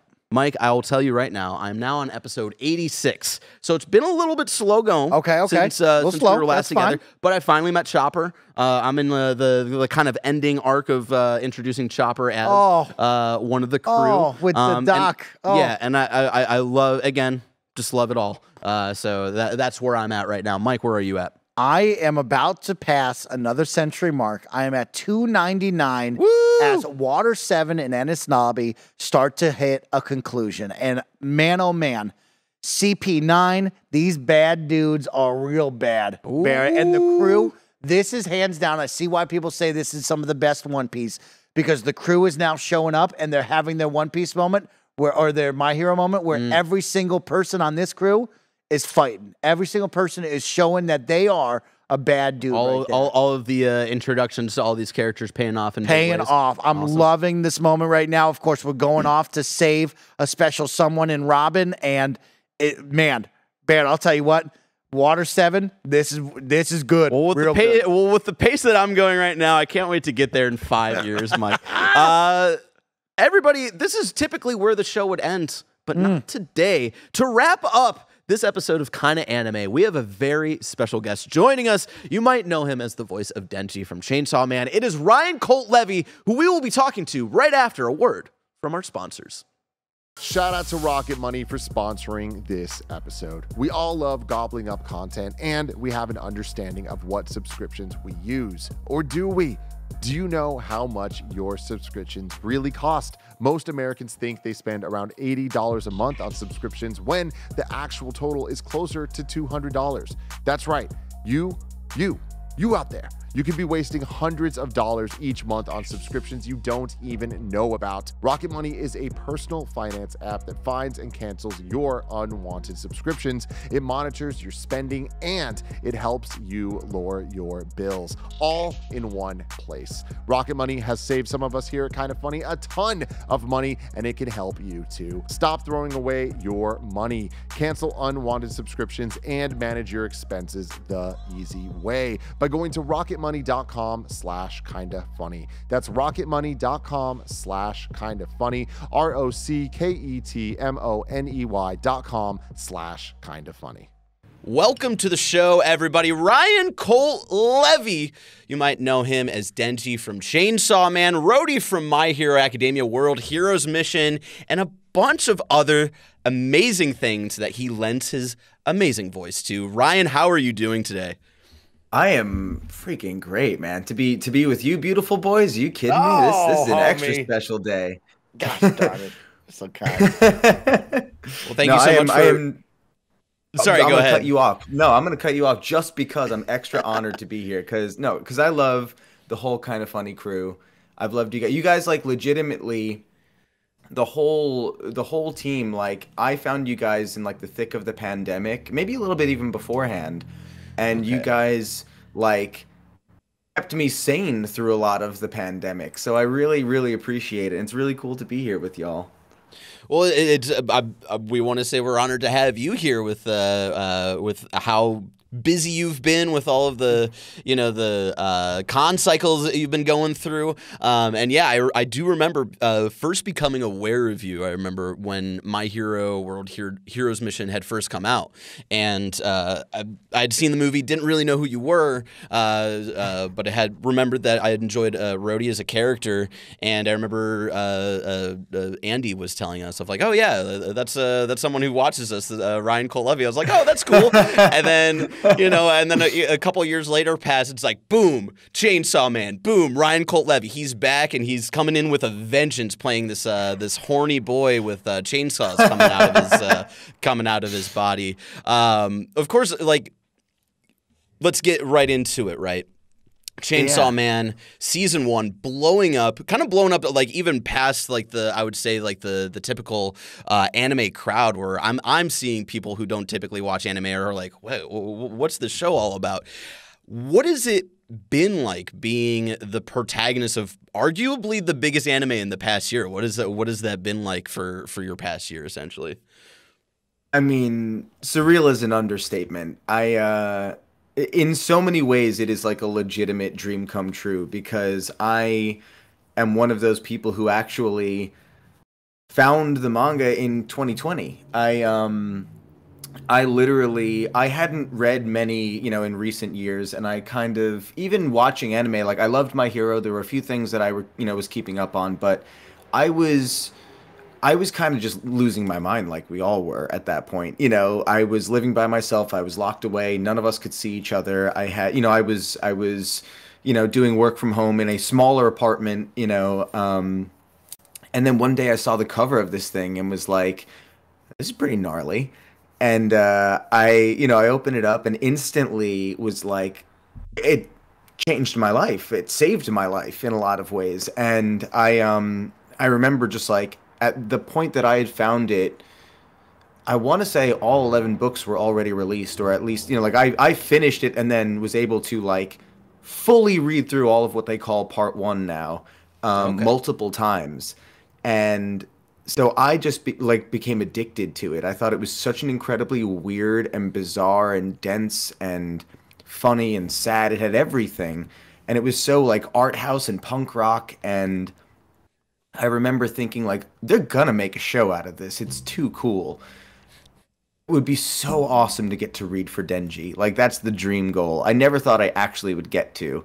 So getting to play him has been both a personal dream come true and also just an experience. Like, seeing Mappa animated the way they have, it being so beautifully treated, the music, everything, and knowing that they're giving it, like we've barely gotten started as far as how the anime is, laying out the story. And it's so cool to be able to not only see all of the people who were already fans of it be really excited about it, but so many new people are coming in. I mean, it feels like weekly, and now getting to, in so many ways, be like, like a representative of the thing. I'm so grateful to be able to just literally be able to geek out with people all over the country. So that's interesting there. Of like, it's something you discover early or sometime in the pandemic. It's keeping you a little bit sane. You're thinking to yourself like, oh, it'd be great to read as Denji, at least give my shot. Is that something like right after you're putting it down and you're thinking about this in the back of your head? Are you calling any line that you have about like, how do I get it this in? Are there already conversations happening with this as an anime? Like, what was that process for you, if you can talk about it in any sense? Yeah, of like the journey in becoming Denji. So what's funny about that is normally I never do that stuff. Normally, like, I mean, in general, like being an actor and especially a voice actor, I feel like we're happy to just be able to audition for anything. We're happy to just like work and like you kind of just figure it out as you go. And I've never been the kind of person to expect anything. So when this was announced to be an anime, it was still probably a year and a half or almost 2 years out from even actually being adapted, like officially out. Like, but they were just teasing it for a really long time. They're like, it's in production. So I remember the second I knew it was officially in production, I wrote an email to my agents, to my voiceover agents, who I at this point had, been with for 2 years, had developed a good relationship with, like, never asked them for anything or of anything like this. So I felt like, okay, here's at least, doesn't feel like a big ask, and it was more of a, like, it was very general. It was like, hey, I don't know when this is going to actually come out. I don't know how far along they're even in production. I don't know when auditions will happen. I don't know where it's going to be done. I just know it's happening, and I just want to put it on your radar. This is what it's called. Here's the teaser that they just dropped, like, on YouTube. I know it sounds crazy, but, like, I just want to get a chance to read for this thing. And they were just like, yeah, sure. Like, cool. Okay, whatever. And I was like, oh, great. Okay, sweet. Thanks. And I, like, didn't ask for anything else. And then, and I was still going to personally keep my eye on it anyway. I was going to, try and figure out whatever I could. But I also really just kind of was so excited that it was happening that I'm like, either way, I'm just content it's a real thing. And then, sorry, there's a big old plane going over. I don't know if you guys can hear that. This is a thing when recording from home. It's all right. Yeah, well, the kids understand. We've been doing this type of setup for years, so they get it. Well, and when we do voiceover sessions, I do it in the room next door, and, like, we have to break for planes. It's really funny in between takes. So, yeah, even with, like, the soundproofing, I imagine, like, that whole, like, I imagine a There's tiny only little so bunker much of you it, have. Yeah, Exactly. Yeah. So yeah, I told my agents, and then, it kind of just, time went by, and little bits of info would come out, and I would just continue to, like, touch base with them, and be like, just reminding you, this is a thing, that I want to read for. And then there was a period where I didn't even think I was going to get the chance to read for it, because I just assumed, they're going to give this to already well-established bigger names. They're going to keep it in Texas. They're going to do whatever it is. They're going to want to, like, control this thing, because it's going to be such a big thing. And I didn't think that they would want to, give someone like me a shot like that. Even though I'd been treated really well by the Crunchyroll folks, I didn't see myself in that way, but I knew that I loved Denji deeply. And I love that story deeply, and I just wanted to be able to give to it. And one day, it was in August, I was actually at a different convention. It was the Crunchyroll convention that they had, and over in California, in a different part of California. And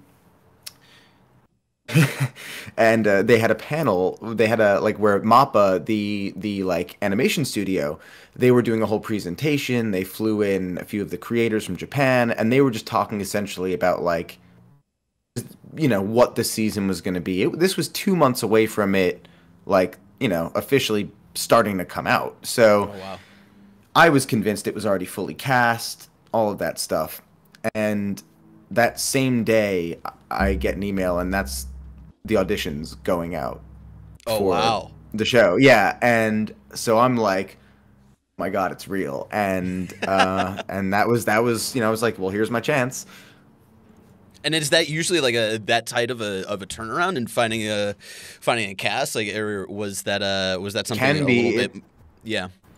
Yeah, I mean, like, a lot of the time, it depends on a lot of different elements as to, when the show's supposed to air, or how close they want certain things to air from the sub and the dub and all that kind of stuff. And this one, they wanted everything to be, fresh and ready. And I just had already thought they'd been working on it. I was just convinced it was already way out of my grasp. And so when I read for it, I did my thing, and then I sent it in, and 2 weeks later, I got what they call a callback, which is basically like a second round of auditions for Denji. And I knew, one, while I was like, well, this means I'm close, it also meant, like, this is probably going to, like, 200 other people, out of, like, 2,000, that were read the first round or whatever, So I wasn't like, it's me and one other person, like, I still didn't think it was realistic. So I I send in, my next thing, and maybe a week or two later, I got a text message from the voice director, who's a friend of mine. His name's Mike. We'd worked on Attack on Titan together, and so he was like, "Hey man, do you have a second to talk?" I'm like, "Yeah, sure." And instantly my phone rings. I'm like, "That's weird." And he told me he was directing it, and I'm freaking out, and I'm like, "That's really cool," and I'm like, not processing why he's telling me this thing why that I this shouldn't know. conversation is happening. Yeah, because like that should be a secret. And slowly but surely, my chest is getting tighter, and I'm like, "Wait a minute, hold on, what's happening?" And I think he could sense that I was also like slowly like putting this together. So he's like roping me along, like, "Oh yeah, yeah, it's gonna be awesome," and blah blah blah. And then he finally tells me that I'm gonna be Denji, and like my brain explodes, and I couldn't. It took me like until we were recording it. I didn't even like. I couldn't believe it. It was crazy.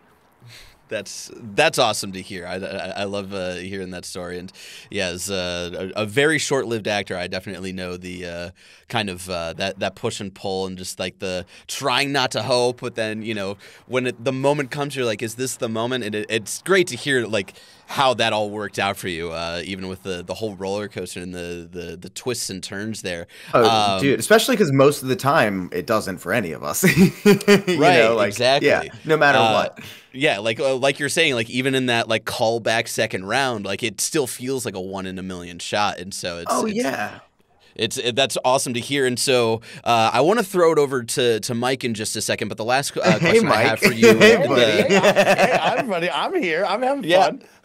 In that auditioning process, is that like how early would you say did you find the voice of Denji that we hear in season 1? Is that something that you're coming up with since you had started reading the manga? Is that something you had an idea for even before it's officially announced? Like you're kind of thinking of ideas of like, how would I do this if this is a realistic goal one day? Like how would I try to give life to this character on screen? Like what was that process like in finding Denji's voice?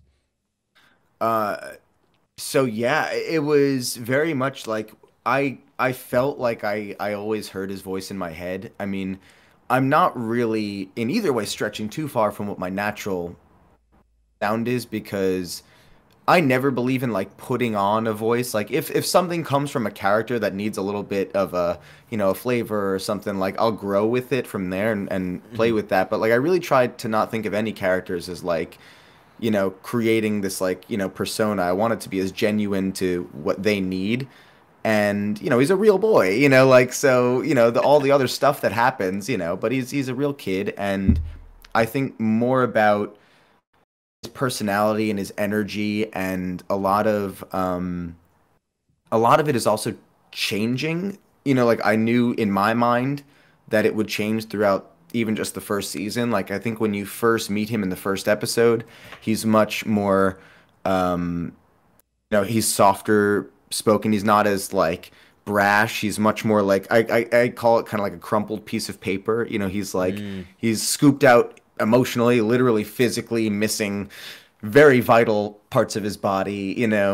He is at his most kind of, while he is resilient and all this stuff, he's also at his most low and broken, and just kind of just feral and surviving, but not in a way that is like super uplifting. He's always kind of like aching for the next day and hopeful, that maybe he'll wake up tomorrow and maybe it might get better, and then you cut to him becoming this kind of weird newborn animal experiencing the world for the first time, so it's fun exploring him becoming more sharp and brash and confident and curious, and watch him make mistakes and be goofy and explore what it is to be human for the first time as a teenager. It's really fascinating. Yeah, like he doesn't get that, the normal adolescent life. He's kind of thrown into a quote unquote more normal opportunity of living deep in. So that's really cool. One last thing before I finally give you to Mike over here, who I know is, also has a lot of questions here. With the voice of Denji, because you're reading the manga, and I know like I see you tweet out when new issues are coming out and you're reading along. Does anything like in the future, like did anything from the future kind of help you kind of figure out what the branching path of Denji's performance is throughout the first season? Oh, for sure. There's stuff. I mean, like, I definitely am very nerdy about it, and very protective of what I think is, something really special.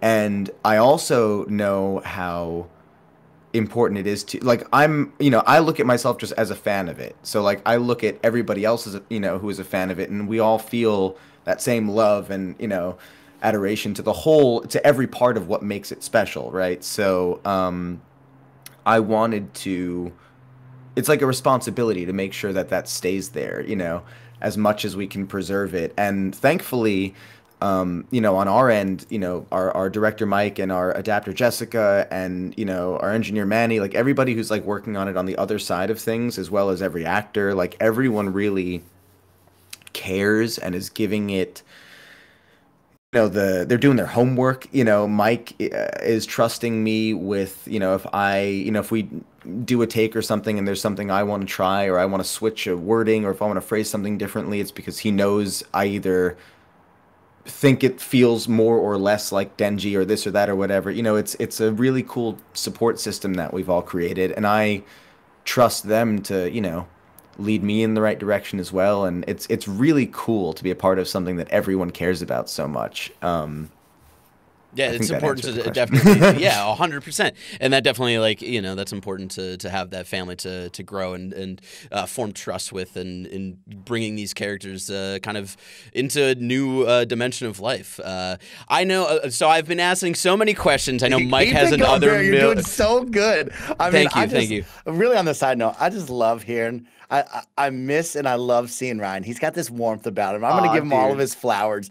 But I love hearing Ryan talk about Denji and the character, and like talk about the themes and the characteristics of the character. And I'm like, man, he's just nailing it. Like, this is how I felt when I'm watching. And then it occurs to me, I'm like, oh, wait, Ryan is Denji. Like, that is the whole point of this. And it's so special because it's so much fun. You do a great job talking about it. And yeah, there's something special about you, Ryan. I've been blessed to have you a part of my life and get to know you, and to feel the warmth and the love and attention and the detail you put into your work. Everyone, you got a good one out there. You know what I mean? You got a very special guy that takes this seriously, and it's just like, it's awesome to know that there's a good guy out there just doing awesome work. So I'm so happy to be here, Ryan. I'm happy to have you. Man. And I got to give you the flowers early, because then we'll talk about the fun with me in just a little bit. I love you, buddy. I really do. I love, you guys got to hang out, I believe, at a convention that I was unfortunately busy that weekend. We had a bromance. Yeah, I'm sad you weren't there. We had a total bromance. I got treated. I got the best ice cream I've had in years. It was it was real special. That's the expertise of Mike, always showing people around, having a great time. We got to get you back to San Francisco 100%. And when you guys come to LA, Oh yeah. I mean, LA is really sprawling and exhausting, but eventually we'll make our way down to LA. So hold on, I'm going back to my stuff because I think Mike maybe want to hold off on some of the convention talk. So kind of bringing it back, right? Before the saga of Chainsaw Man and what we hope to see of the continued saga of you performing as Denji in the future, was the dream always voice acting? What no. How did you what brought you into this field? Like, was it always and voice acting is also like a sprawling field in and of itself. There's commercial work, there's different types of animation, then there's anime. Like, when you got thrown into this industry, was it always anime? Was it video games? Like, what is your journey kind of entering into the scene? It's a weird one, man. So I started. I mean, I'll try and quantize this whole thing because like in so many ways it started when I was like a very, very, very small child. We're talking single digits. I grew up in a family that raised, our like love language was film. We just kind of grew up. We all watched movies together.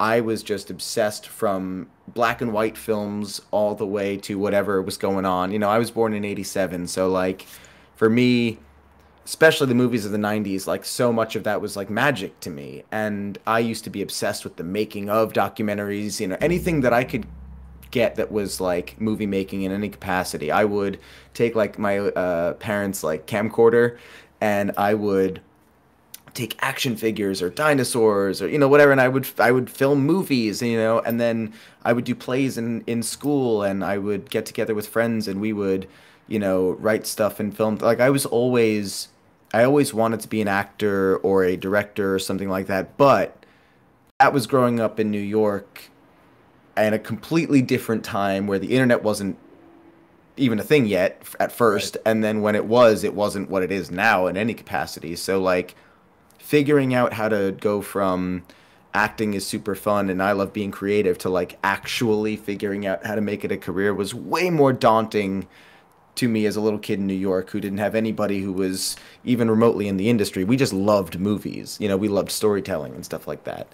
And then I vividly remember one day being at a friend's house. I was probably like 10, 11 years old. And I saw, we were like flipping through the channels and I saw a music video for one of Green Day's music videos. And I saw, just for whatever reason. Okay, I know you're a huge music guy as well. You got to tell me, which Green Day music video, if you remember? Oh, it was Basket Case. Okay, all right. Because it was such a weird, the colors were crazy. I remember just being this bizarre thing. But for whatever reason, it suddenly made me realize like, oh, that's a job.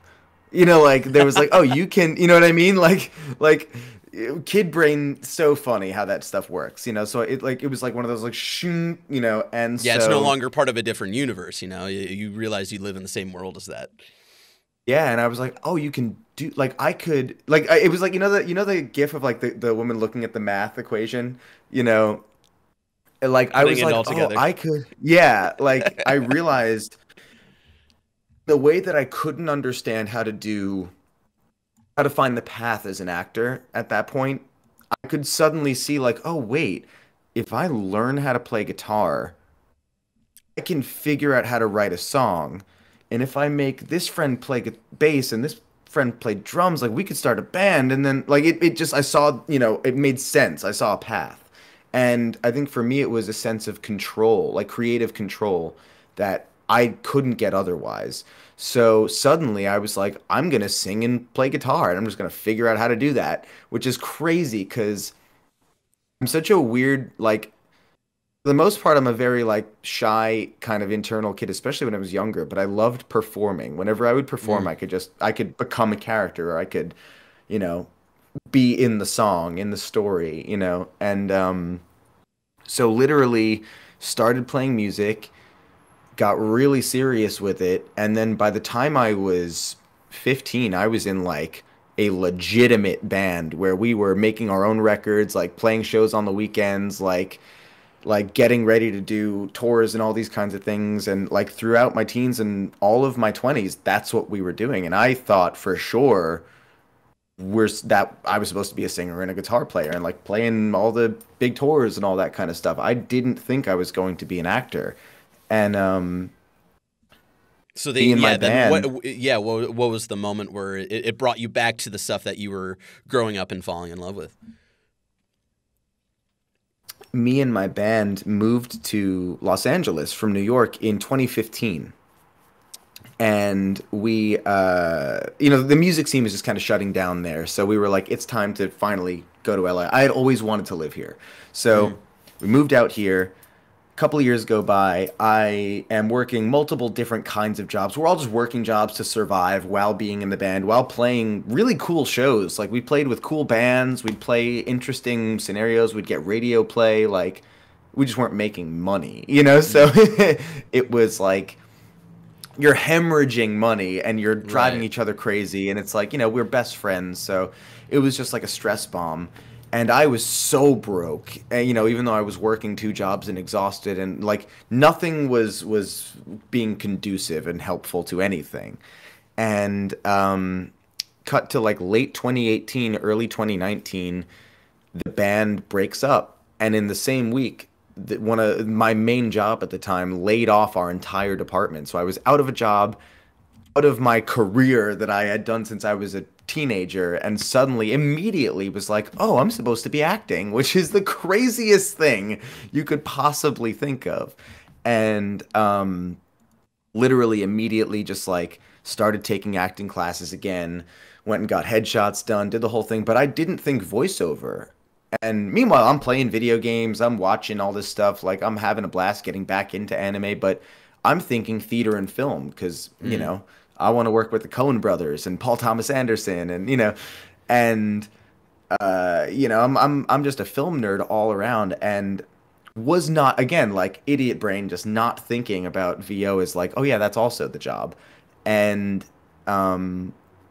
randomly booked some like weird little VO gig that was through like, you know, an LA kind of casting website thing, and was like, ooh, I like this. Like you immediately, because I had done extra work, I had done some on-camera things at that point, like, you know, those days are 15-hour shoot days, and you maybe get to play for 20 minutes, you know, it's like, and you're treated, you know, you're cattle a lot of the time.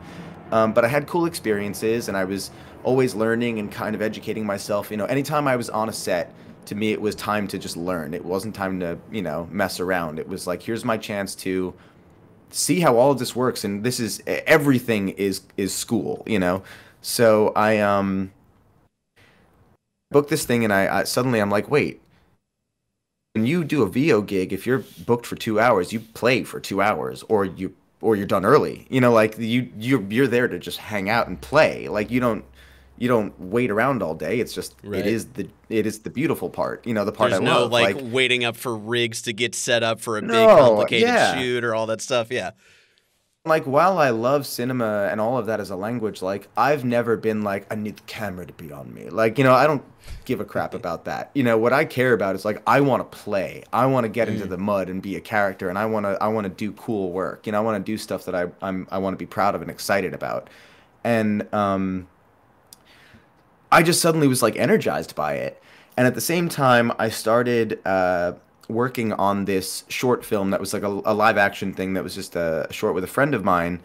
And he's also a voice actor, and his dad's a really successful voice actor. And they had a friend who was directing it who was also a voice actor. So he was like, hey, you know, this is just like a good, you know, environment to work in. It's all creative people. So we do this thing, and the guy who's the director, his name is David Sobolov. He's I know you guys are on One Piece right now. He plays a big character later in One Piece. Are we talking like he's- 400 Don't spoil it for us, Ryan. Don't you be episodes. I'm not spoiling gonna it. say anything. I'm not saying anything. I'm not gonna. Because I don't even know how far. Because I have not started it. I have to be honest. It's daunting for me. Yeah. I know you're Gotta loving start it, Mike. this So well, I journey. know. You gotta I will. start it. Have some long flights coming up. Maybe that's Yeah, the there you move. go.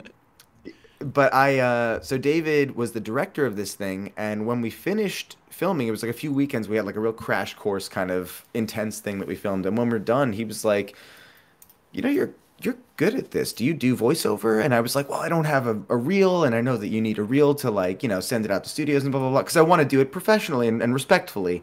And he was like, well, I produce reels. Let me give you a friend rate. So instantly was like, yes, please. And you know, so I had like measly acting credits, and I had this reel, and I just started reaching out then intentionally reaching out to all these different studios that I knew were in my kind of general area, and they just happened to be working on anime and games and all this stuff. And one of the first things I worked on, period, through that series of initial emails I sent out, was Final Fantasy Remake.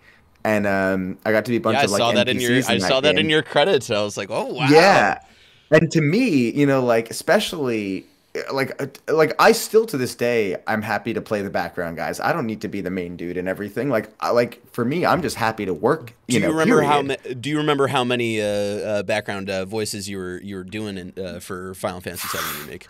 Probably like probably like anywhere from 10 to 20, because it's like, you have a handful of people in all the different districts and all that kind of stuff. Like one guy's like serving you food, and other guys, talking about this. It's like, it's all the random people you bump into throughout. And then do the you whole even event. know when you're doing that performance? Well, not even what who even the models are that you're acting for. No, for when you're an project, NPC, you don't get to see the models. They kind of Right. give you a general, like, they're around this age, and like these are their lines, and you kind of just hope that it's gonna work, which is the funny part. I want to get into the situation of you're playing Final Fantasy VII Remake for the first time. You kind of like maybe point out, like, you're able to kind of that's me here. Do you have any favorites? Did you have a favorite amongst all the voices that you did for Final Fantasy VII Remake? Oh gosh. It's really funny because like I don't remember like specific, like I remember some characters. Oh snap, hold on. I have to grab my charger before my computer stupidly dies on me. All right, Ryan, you go do that. Mike over here, I want Yeah. us to kind 2 of seconds. like, all right. We can hold down the fort for a second. We're That's going right, to 'cause- hold down the fort. This is a fun time. Yeah. I want you to set up this next question. Oh, okay. going What do on we here. got for? What do you you like? You're Oh, over I'm here. just You make smiling. me nervous when you're quiet. I don't know let what's me- going on. let me Maybe pull I'm back the curtain failing. for all the best Maybe I'm friends out failing there. at this interview. You- I don't know what's going on here. Are doing incredible, Barrett. I am basking in this just fun time with you and Ryan. You are asking all the great questions. You're leading it perfectly, Barrett, and I'm just having fun. Like, this is a great time, and you're asking all the I'm right glad questions, you're 'cause- having fun, but you're making me nervous. With No, just like, bro, you're just hanging out in the background. You're just hanging out. Great, bro. It's so much fun. It's so good, dude. Well, I'll throw it over to you. Or actually, I know we got off track there a little bit. So I'll finish my thought for you beforehand. I don't remember any lines, but what I do remember was specifically going into the session not knowing what I was about to work on, and because they didn't tell me, and I went in. It was under a working title, and they turn on the monitor, and I just see words in the script. I see Cloud, Midgar, all these things, and I'm like, instantly like, oh my god, like, be cool, internally, like, because I was don't make so it obvious green. that like I know exactly what's going on here. I was so green and I was so excited. I was like, is it like this all the time? This is crazy. So from that point on, right? It's a little bit of off to the races with you, getting into the industry, of course, voicing Rhodey in My Hero Academia, doing additional voices in other projects, leading you to Denji and Chainsaw Man. But then when you're not, at home or in the studio, you're going off and having these fun adventures, doing the convention track. And this is where I'm going to tee up Mike to talk to you about the convention track and the way you two fell in love and how that whole you're on like week 24 or something like that of going to conventions, all that stuff. So take it away, Mikey. Oh man, Ryan, congratulations. I mean, all the hard work. buddy. I'm so proud of you, and I'm so happy that myself and Barrett got to sit down with you, with our audience, and just share some time with you because you have an incredible story. I'm so proud of your hard work. Clearly, it's paying off, and the due is there, and so it's so awesome. And that's where you and I got to hang out, was the conventions, and I thought that was really special, right? Because, of course, I think a big part about this is your hard work. Right? Like, it's not always just shaking hands and smiling and celebrating. There's a whole lot of hard work to get to that point. And most of the KindaFunny best friends know me for the fun side of things, and I like the celebration stuff. So it's easy for you and I to talk conventions. And that's where we'll start off on our journey, right? Not to disregard or discredit any of your hard work, but we'll focus on the fun stuff, right? Of like, all of that hard work is done, and now we get to have a good time. Let's talk about people showing up and just like being in your line. I thought that was so special, of like looking around Fan Expo and seeing people dressed up as Denji, wearing the full Chainsaw Man outfit, and then coming to see you. How special was that? Dude, so many, it's really hard to put into words because I genuinely am so moved. Like, anytime anybody comes up to my table, and like, it's crazy because week to week it feels like lines are getting bigger, like more people are showing up, and it's surreal because I never thought I would be in this position. Like, on top of never thinking this career would be mine, I was never foolish enough to think about like, I'm gonna be going to conventions. Like, this is such a privileged experience, you know, and you specifically though that day, because I remember, you know, we had become friends just kind of through like, you know, social media and stuff, and just had been talking a little bit, but um I remember reaching out to you and I was like, let me get you a ticket for the convention. And we kept talking about it, and you just kind of like kept like, you know, swiftly dodging it for whatever reason. And I'm wrapping up what is a My Hero Academia panel with a few of the other, you know, castmates in the dub, and we're like getting off stage. And out of like the crowd of people in this auditorium walks Mike, and I'm like, "What?" My brain is melting. I was like, how'd you ninja in here?" You know, and he's just all smiles and just beautiful energy, and you know, you were so incredibly kind. And then you know, you just bounced around the con, did your thing, came back and saw me at my table, and it was the kindest thing ever. It made that like I was so moved by that. And then yeah, later that night, me and Andy went and got this really great. It was like an Italian place. That restaurant. Have you guys gone back to that place, by the way? We have not gone back. That's our spot. That's our spot, you and I. But man, oh man, we got to go back. That place rocks.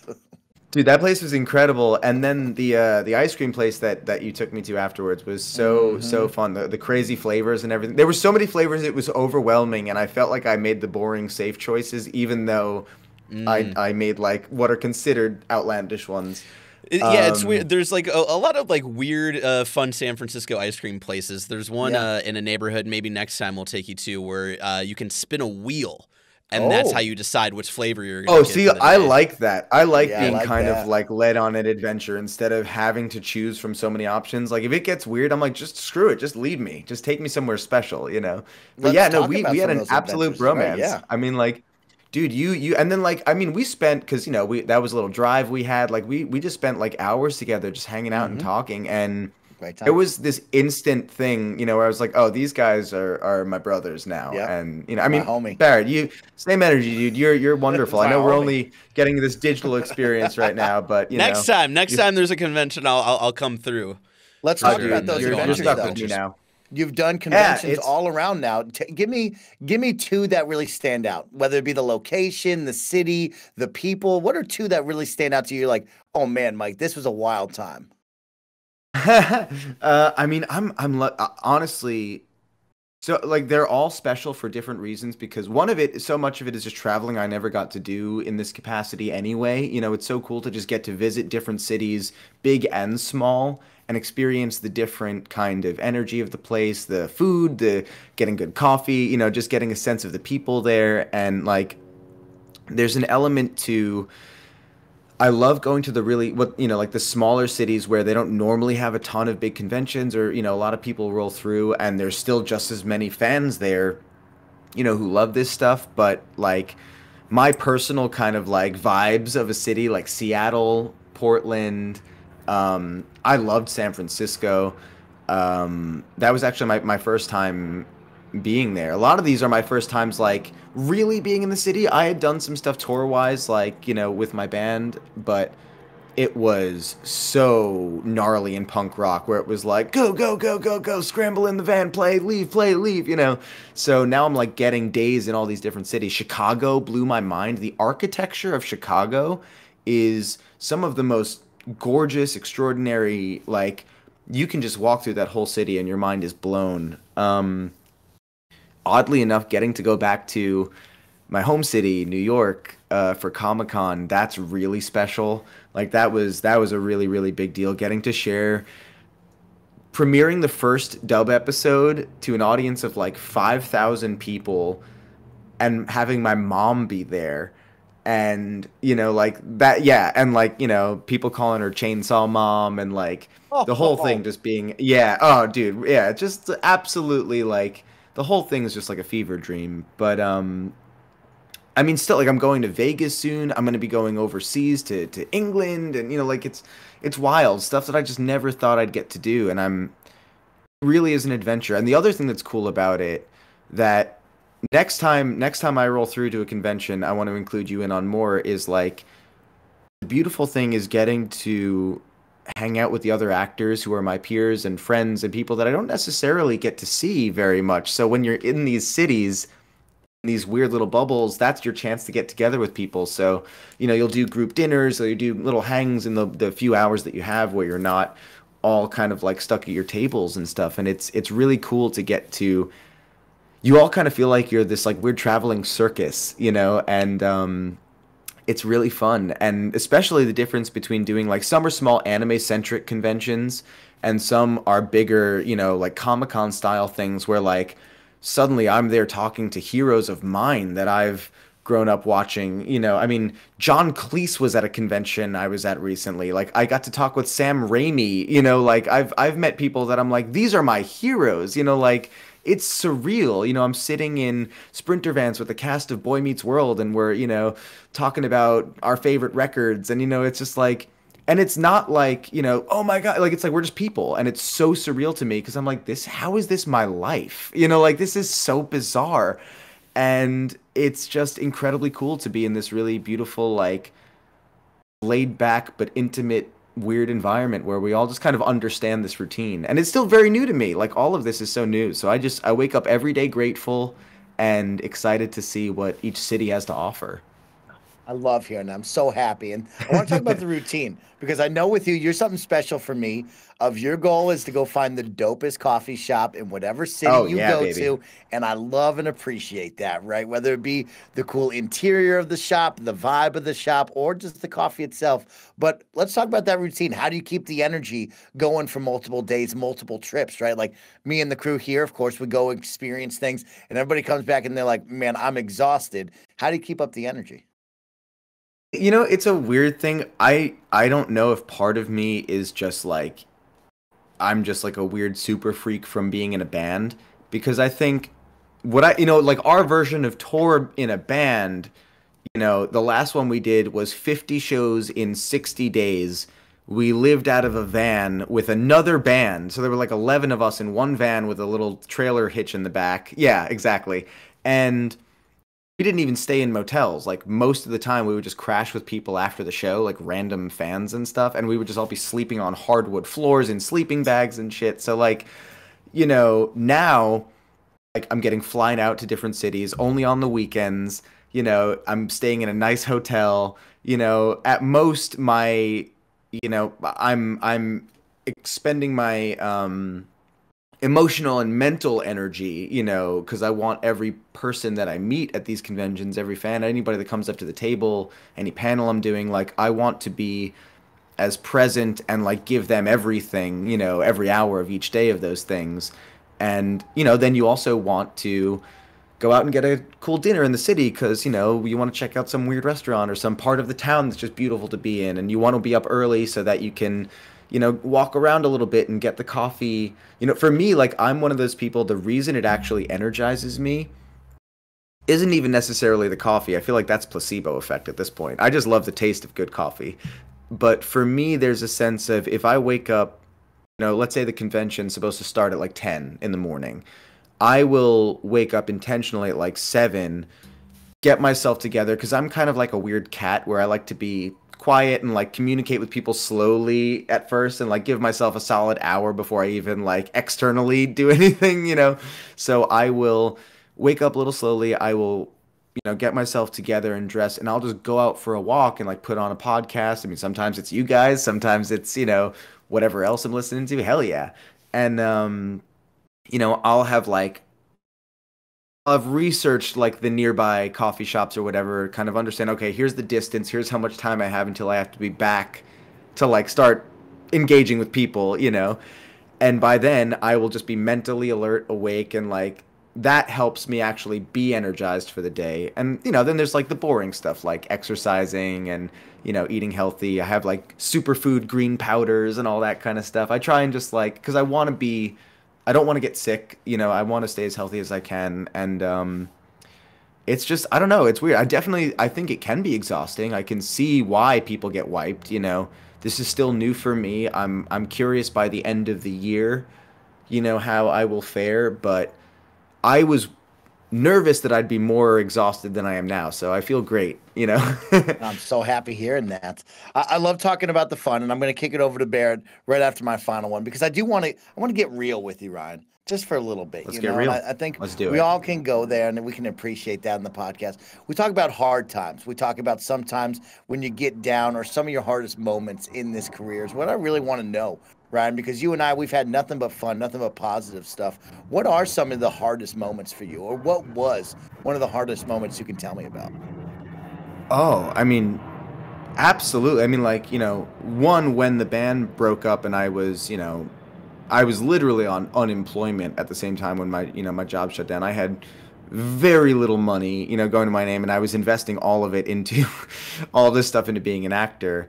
I had like some unemployment coming in, but like I was very much looking at like getting jettisoned back to New York. And you know, cut to I finally start figuring out some acting stuff. I'm getting, you know, measly paychecks where I'm scraping by just to make rent, you know. Food and all that stuff becomes a lot more scroungy. You know, I'm doing, you know, like just vegetables and fruits and like the cheapest things, you know, like, you know, I'm trying to stay healthy, but I'm also like, I am going super minimal. I'm like, ever going out to do anything. Like, I'm just like, You know, real just survival mode. just crackers, maybe a Lunchable here and there. You know. Even that was too much, you know, for me. That was like, for me, I was like, you know, maybe the ramen, you know, the instant ramen, but a lot of time it was like, you know, just like fruits, vegetables, nuts, you know, like I would like, you know, get the occasional, like, because everything for me was also just like survive. I'd get like the bag of frozen chicken, you know, like, and I would just like, you know, like, and I lived in an apartment that was, you know, 600 square feet. It was a garage unit behind a house. It was a studio apartment. It didn't even have a real kitchen. So I had like a hot plate on like a table, you know, and everything was just survive. And I started getting some work, you know, and I'm like getting my life together. And I'm like, this is crazy. I'm like actually able to pay rent as an actor. It's not glamorous. I'm still just surviving at this place. I can't afford to move to a better place, but I'm making money as an actor. I'm doing this full time. Cut to, we have these rainstorms one day, and within 2 hours, my entire apartment floods, and it destroys most of my stuff. So, you know, I'm now like, okay, this entire place is ruined. Most of my things are gone, like things that I've loved half my life, you know, like all kinds of things. But I can't leave here because if I do, everything's done. So that same night, like I had like wet vacked everything out of the place, and like that same night, it's just like cut to me in this like just 4 empty walls, fans blowing on every wall to try and not let it mold over, and just like a cot in the middle of the room, and I'm just sleeping in that, going like, I'm gonna figure out how to make this fucking work. And 2 days later, I had a car at the time. It was parked out on our side street. 2 days later, a drunk driver beams down the street and destroys my car, like destroys it amongst other things, and drives through my neighbor's fence. So this is a whole other adventure. Thankfully nobody was hurt, but my car was gone. So like all of this stuff, just I felt like was like, you know, the universe in a way testing me, going, how bad do you want this? Do you think you can survive in this craziness? And I just remember laughing at that point and thinking, you know what, game on, man. Like, I'm already in this. What am I gonna do? You know, like, is this the worst you got? You know, and just kind of kept going and was just like, you know, I can be feral, you know. And really, that was like you want to talk about feeling like Denji? Like, you know, I was at my most Denji like at that point. I was, you know, super toast was the luxury, you know? And I just remember thinking like, I'm gonna figure out how to make this work. I don't know how, but day by day. And eventually I carved myself out of that place, but it took a minute, and it was scary for sure. You know, it was really scary. There was no guarantee of anything, you know, and I haven't, you know, I moved out of that place after Chainsaw Man was announced. So like it really legitimately, like I was in there for a minute, you know, and was finally like, oh, I can leave. I can actually leave, you know. So it was hardcore for quite a while. That's that's a wild ride to hear, and it's nice to hear the story of you being able to kind of move past that part in your life, just as Denji moved past the part of his life where he's sleeping in trash cans and waking up from the dead and all of that stuff. Ryan, to kind of as we're kind of winding down here and getting loose and stuff, I have a few more questions for you. We've been talking a lot about Chainsaw Man, but I think I also mentioned how I became aware of you was My Hero Academia World Heroes Mission, where you voiced Rhodey Soul, a misfit with a heart of gold, taking odd jobs to support his siblings. Do you see yourself a lot in Rhodey? I know you've made a lot of comparisons to your journey with Denji here, but was there like a big takeaway that you had connecting to Rhodey? And if not, if that's like you only see a little bit there, which My Hero character do you most resonate with? No, I mean, that was the crazy thing about Rhodey. Rhodey's very special to me. Rhodey is equally as special to me as Denji is. The only thing is I already I knew who Denji was before, the experience. I didn't know Rhodey because nobody knew who Rhodey was until the movie came out. The way it happened, I'll give you a little backstory because I genuinely it's funny, I get emotional thinking about him because the whole experience is so special and he's so special and the fans of My Hero are all of it's very special. But I remember I had already watched, the whole show up until that point. The overhaul arc, especially to me, was just that was the first peak, season. I think it was the first season where I was caught up in watching weekly. So yeah, I was there with you, watching every week. Yeah, the emotions were just extraordinary, and I knew, I know people in that show, and at that time, I knew people doing overhaul and all these people. I'm like, this is they're killing it. This is so cool, and to me, it was so unattainable, I was just happy to be doing the work I was doing, period, and I didn't think that the casting director and voice director, her name's Colleen Klinkenbeard, she also voices Momo in the dub. And she's amazing. She's amazing. She's also Luffy. Yeah, the legend. Oh Monkey my D. God. Luffy. Oh yeah. Yeah, she also voices Luffy. Yeah. I knew you'd get excited, Mike. I love that. So she's amazing. She's amazing. And I knew who she was because everybody knows who she is. We all know Colleen, but Colleen doesn't know me. And one day, randomly, I get this email from her, just straight up an email, and I'm like, what the? And it's a very hey, if you're getting this, you're part of a small circle of people that I'm testing this stuff out on kind of thing. And it was a small batch of auditions for the Meta Liberation characters, season 5. Oh yeah. So there were a few characters in there that I was like, oh, this is what just getting the email blew my mind because I was like, this is crazy. One, this must be a mistake. There's no way she knows who I am. I can't believe this is My Hero. Oh my God. Yeah, is there a Ryan Levy that didn't get emailed, not a Ryan Colt Levy? Any of it, yeah. There's no way, yeah. Somebody made a mistake somewhere, or somebody slipped this, and she didn't know this happened. And so I look into this thing and it's these roles are 10 weeks out from being cast, which is very unusual. You asked before, how fast is it? Usually it's within a few weeks that you read, you kind of know, with anime specifically, because it's a fast timeline of working on it.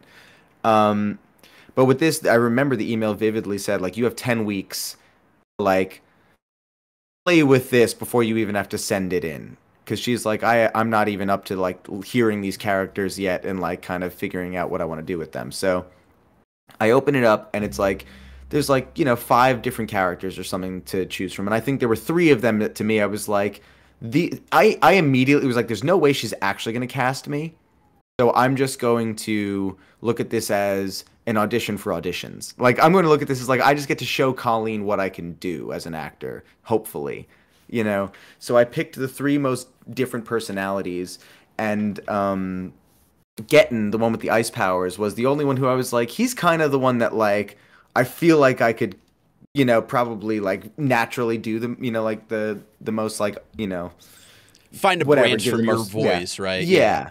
You know, like that just felt like the most natural thing. And so I remember particularly reading for him, like I gave him 2 different reads, a different energy kind of thing, because I didn't quite know what he was going to be like either.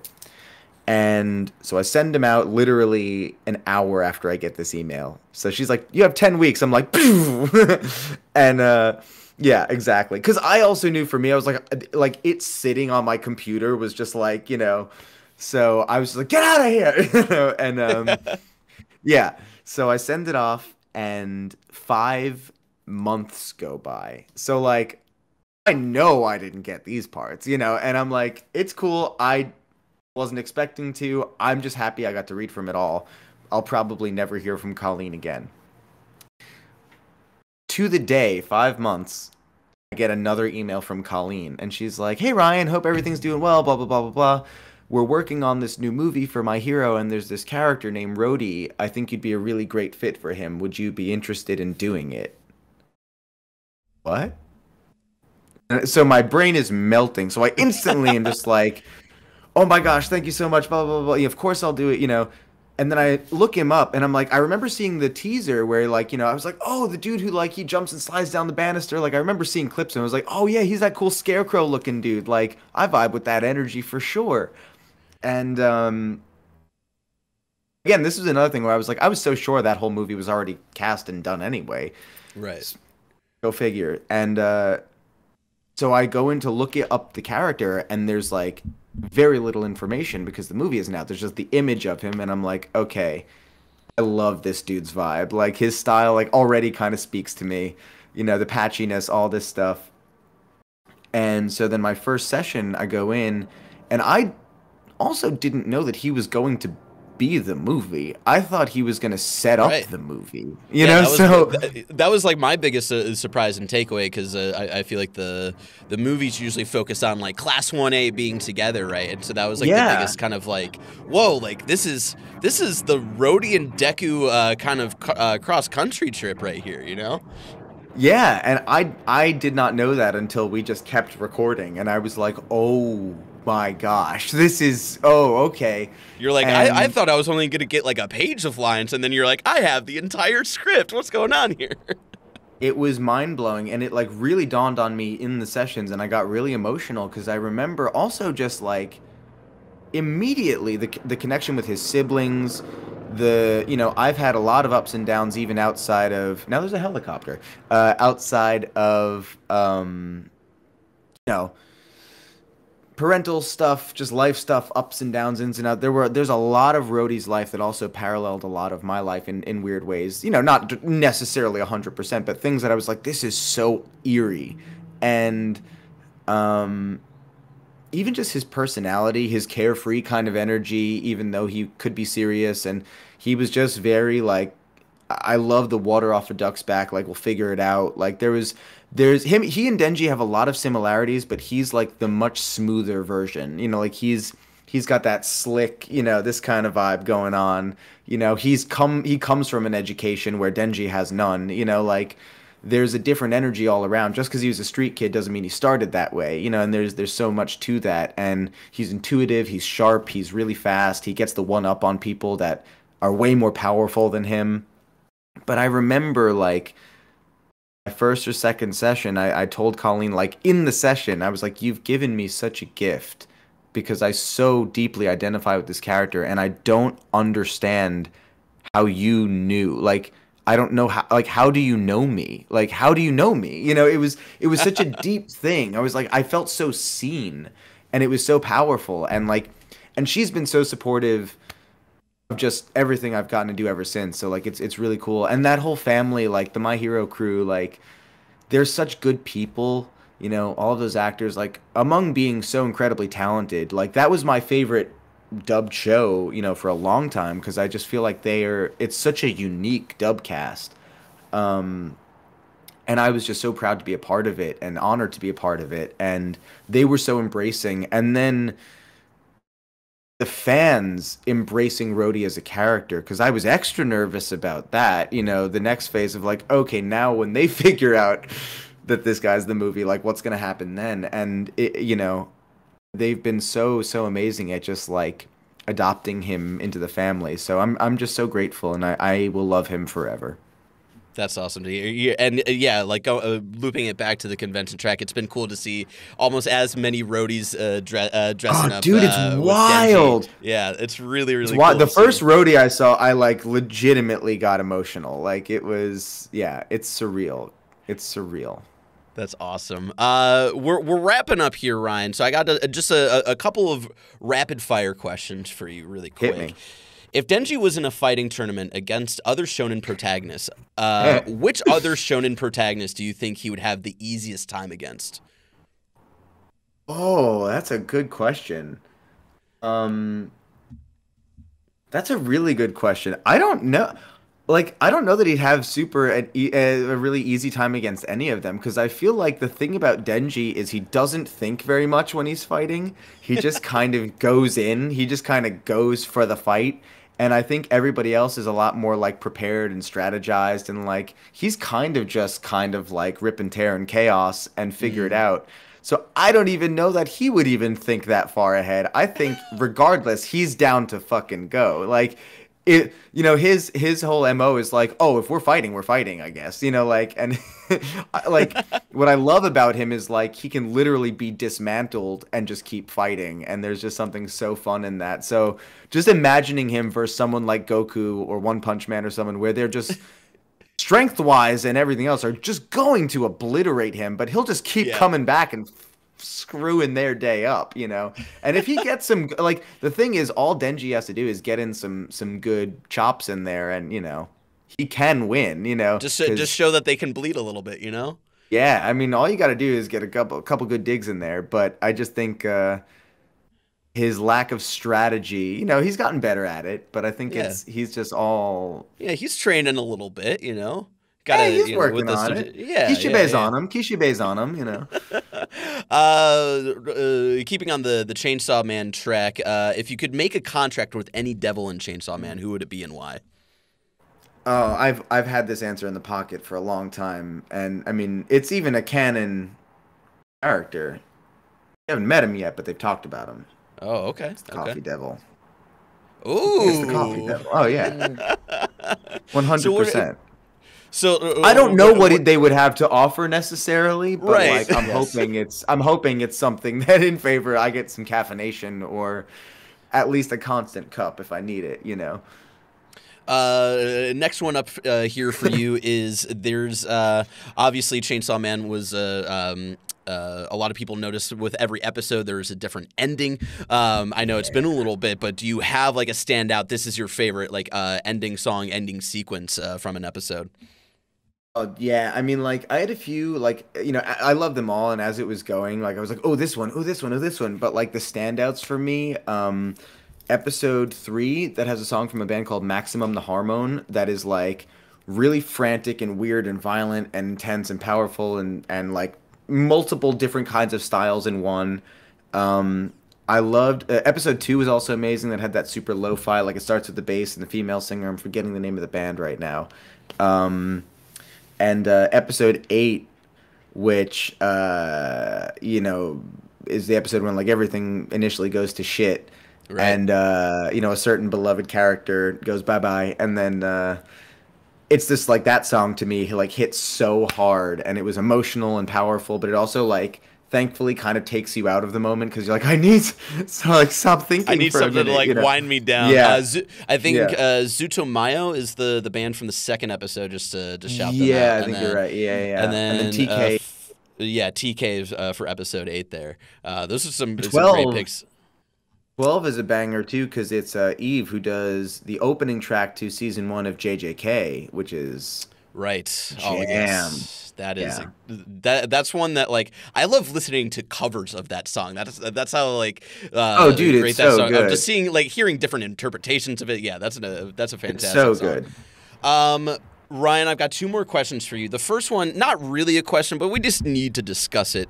Of course, the big trailer that dropped last week or 2 weeks ago, I forget how long ago this was for the Barbie movie. And then this prompted you to tweet out the new hashtag Barbie movie just reminded me that I voiced Ken in Summertime Fun a bit ago. Cheers to fellow Ryan. Of course, the Ryan that's playing Ken in the movie there. Yeah. I'm not going to play audio up on here here, just in case of copyright strike stuff here.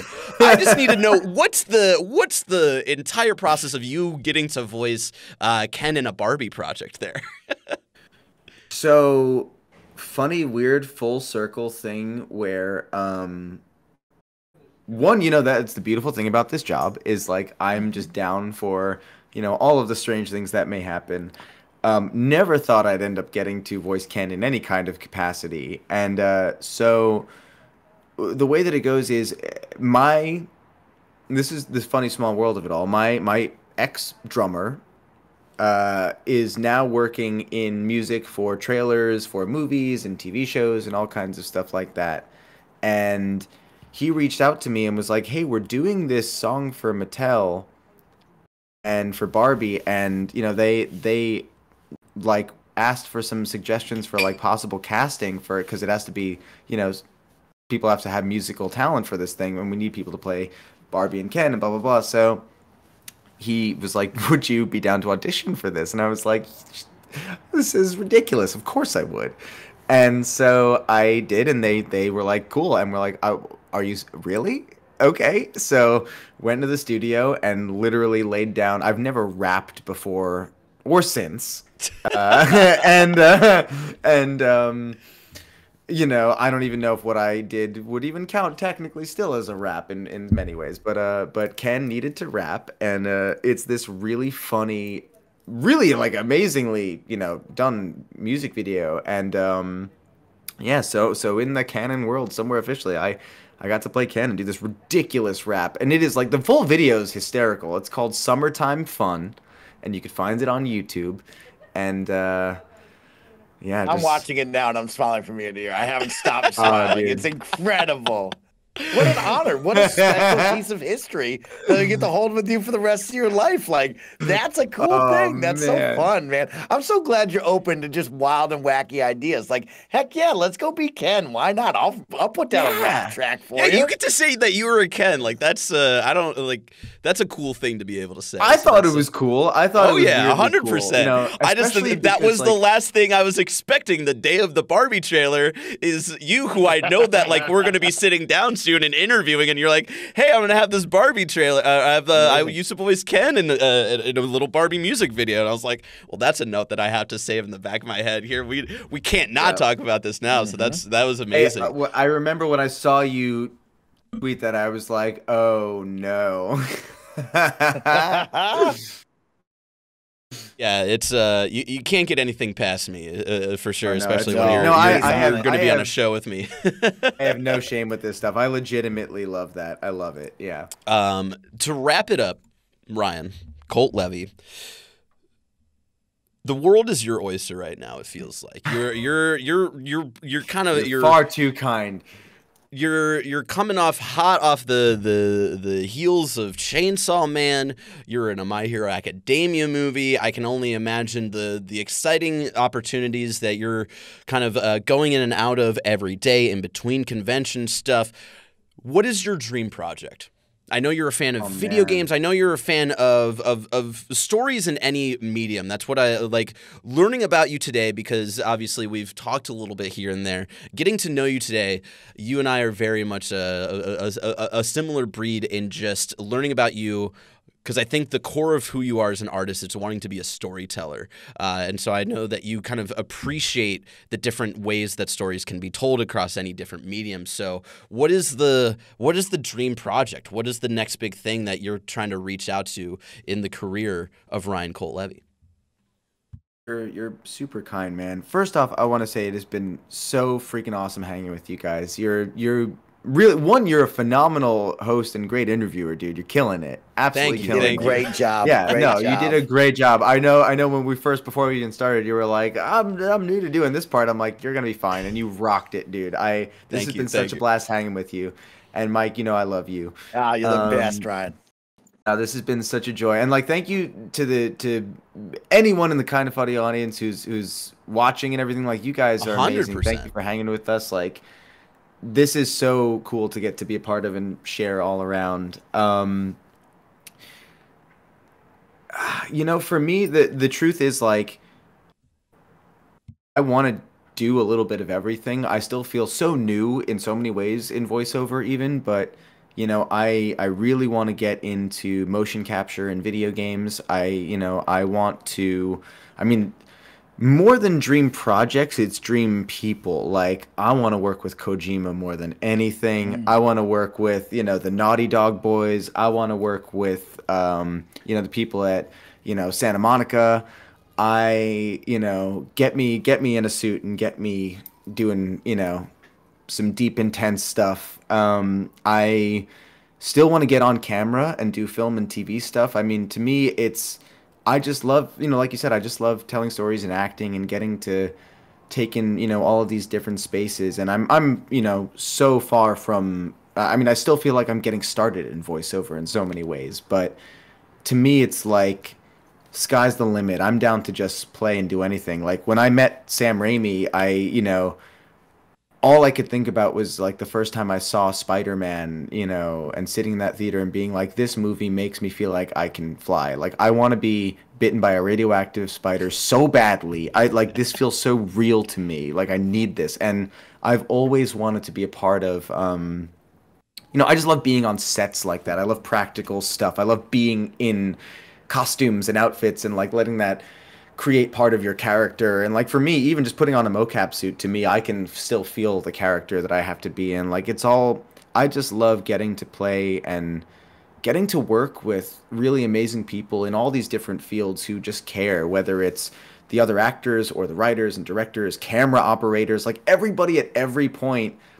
You know, no one person makes these things special. It's such a, you know, Herculean effort. But like, Kojima, Guillermo del Toro, like, there's people like, I'm coming for you guys. I hope one day, one day. I love that. Look Can out I be for it. selfish, Bear? Can I be selfish on where I want to see him? Because like, I'm so curious. Mike, yeah, Xbox if boy. you're fan casting, let's say, Yes. you're the director of a project. What's the project that you're bringing Ryan Colt Levy into? I assume to voice the lead a lot role of in. things. Yeah, Okay, I want him in okay. a lot of things. Of course, Okay. if we talk about the video game side of thing, I would love to be in a Bethesda RPG with Ryan and just be taken away on an awesome side That would be quest. cool. So I would love to have him immortalized in a game that I can play. On the anime side, I mean, of course, I want to be selfish and say One Piece and go on an epic Oh, adventure for with sure. you. But like, Ryan's vibe to me fits so well with Skate the Infinity. Like, that's one of my favorite animes. And like, dude. I just love the skater vibe. I love this cool, like, colorful world and all these I awesome, was a unique skateboarder characters. as a kid. Yeah, that are like, you know, they're in a coffee shop, they're at the school, they're at the skate shop, It's a they're like great pro show. wrestlers. And I they're feel like Ryan would they're have very a cool emotional persona. people, and they Yeah. share their emotions through the art of skateboarding. That's my 100%. one. No, Yeah. that's a great show. Well, that's very kind of you. If they ever do a Season season two, Come on. whoever's part of that crew over there, definitely you know, think about Ryan Colt Levy a little bit in the back of your head there. Ryan, thank you so much for joining us and you know, taking some of your time in your busy schedule, flying in and out of everywhere to hang out with just us two jabronis and just talk about no, you know, I'm the thing honored, that I'm we're all honored. passionate about here. So it was really cool. I should say the whole time I've also had this little boy hanging by. Oh yeah, there he Perfect. is. Just kind of, yeah. He makes me sad every time I see him. I did not expect that left turn at the end of that first episode. Let me tell you. You guys haven't, because you guys haven't read. You've only experienced the anime, so you don't even know. Yeah. Yeah, I'm Oh, man. excited because it's like I feel like it's barely scratched the surface of what it even is yet. You know, there's a lot of it's still very abstract in a lot of ways, which I'm excited about, knowing how beautifully faithful they're treating it. So I'm excited for what comes next. But guys, thank you so much. I'm really grateful. This was awesome. Ryan, where can people find you if they want to keep up with you? The easiest place is, I mean, while it still exists, I'm on Twitter at Ryan Colt Levy. On Instagram, just Ryan Colt. Those are the easiest two. I mean, you know, I have a TikTok, but I can't say I really use it because I don't know how that thing works, and I don't like the platform. That ain't for me. It's too crazy. I'd rather just stick to doing the work. Very similar to you there. I don't even have it downloaded. Also, I apologize for calling you Levy the entire episode. Oh, dude, not, it's okay. Not Levy. You know, it's funny Pause. because I genuinely am not one of those people who gets rubbed the wrong way with how people pronounce my name, and I have heard it every which way. Sometimes people will ask me before we do a panel, and then they'll still say it the other way. So I'm like, we're I've fine. done that. Yeah. I've been there, done that before. Yeah, My because you're in your favorite- own head, you know, like hosting a panel. No, I understand that. Yeah, what's your favorite interpretation of your last name? No, my favorite one was even better than that. It was recently. I was in Portland, and they were awesome. These people were super sweet. I did like a morning news thing where they like, you know, a live morning news thing where they went to the con. They're like, we're gonna interview the star of Chainsaw Man, you know, and it was like, it was awesome because it's such a weird thing to do, and like they're so out of touch, you know, with it because they don't watch anime or anything. But they were really like supportive and wholesome. It wasn't like they were looking down on it. They were just so out of the loop. So Right. They're like an excited parent or uncle or yeah, something like that. that's yeah. exactly the best way to put it. So like, you know, and it's early in the morning and we're meeting, and they're just meeting me for the first time. They're getting my name, and like he's like, oh, it's Ryan Levy. Okay, blah, blah, blah. You know, like, and then we get on the thing and it's live, and he goes, and I'm here with Ryan Scott Levy, and I'm just like, this is the best thing ever. And like, I don't correct him. I just kind of like look at the camera like, and forever somewhere I'm Ryan Scott Levy, which is amazing. That is awesome. Yeah. Well, thank you, Ryan, again so much for joining us. Ryan Scott, it was really great to have you talk to us for the last hour. Mike, again, thank you, my anime brother over here, for joining me for another episode of Kinda Anime. And thank you all so much for joining us for episode 2. Remember, this is a quarterly show that's going on throughout the year. We'll still have 2 more episodes going on later in the year. Episode 3, we'll see you in a few months, where we'll talk about probably more of the current season of Demon Slayer that just premiered. I think by the time this episode goes out, it'll be episode 2 just came out. We'll probably be talking about season 2 of Jujutsu Kaisen, and maybe we'll be sharing our stories about what made us fall in love with anime. Until next time, it has been our pleasure to serve you.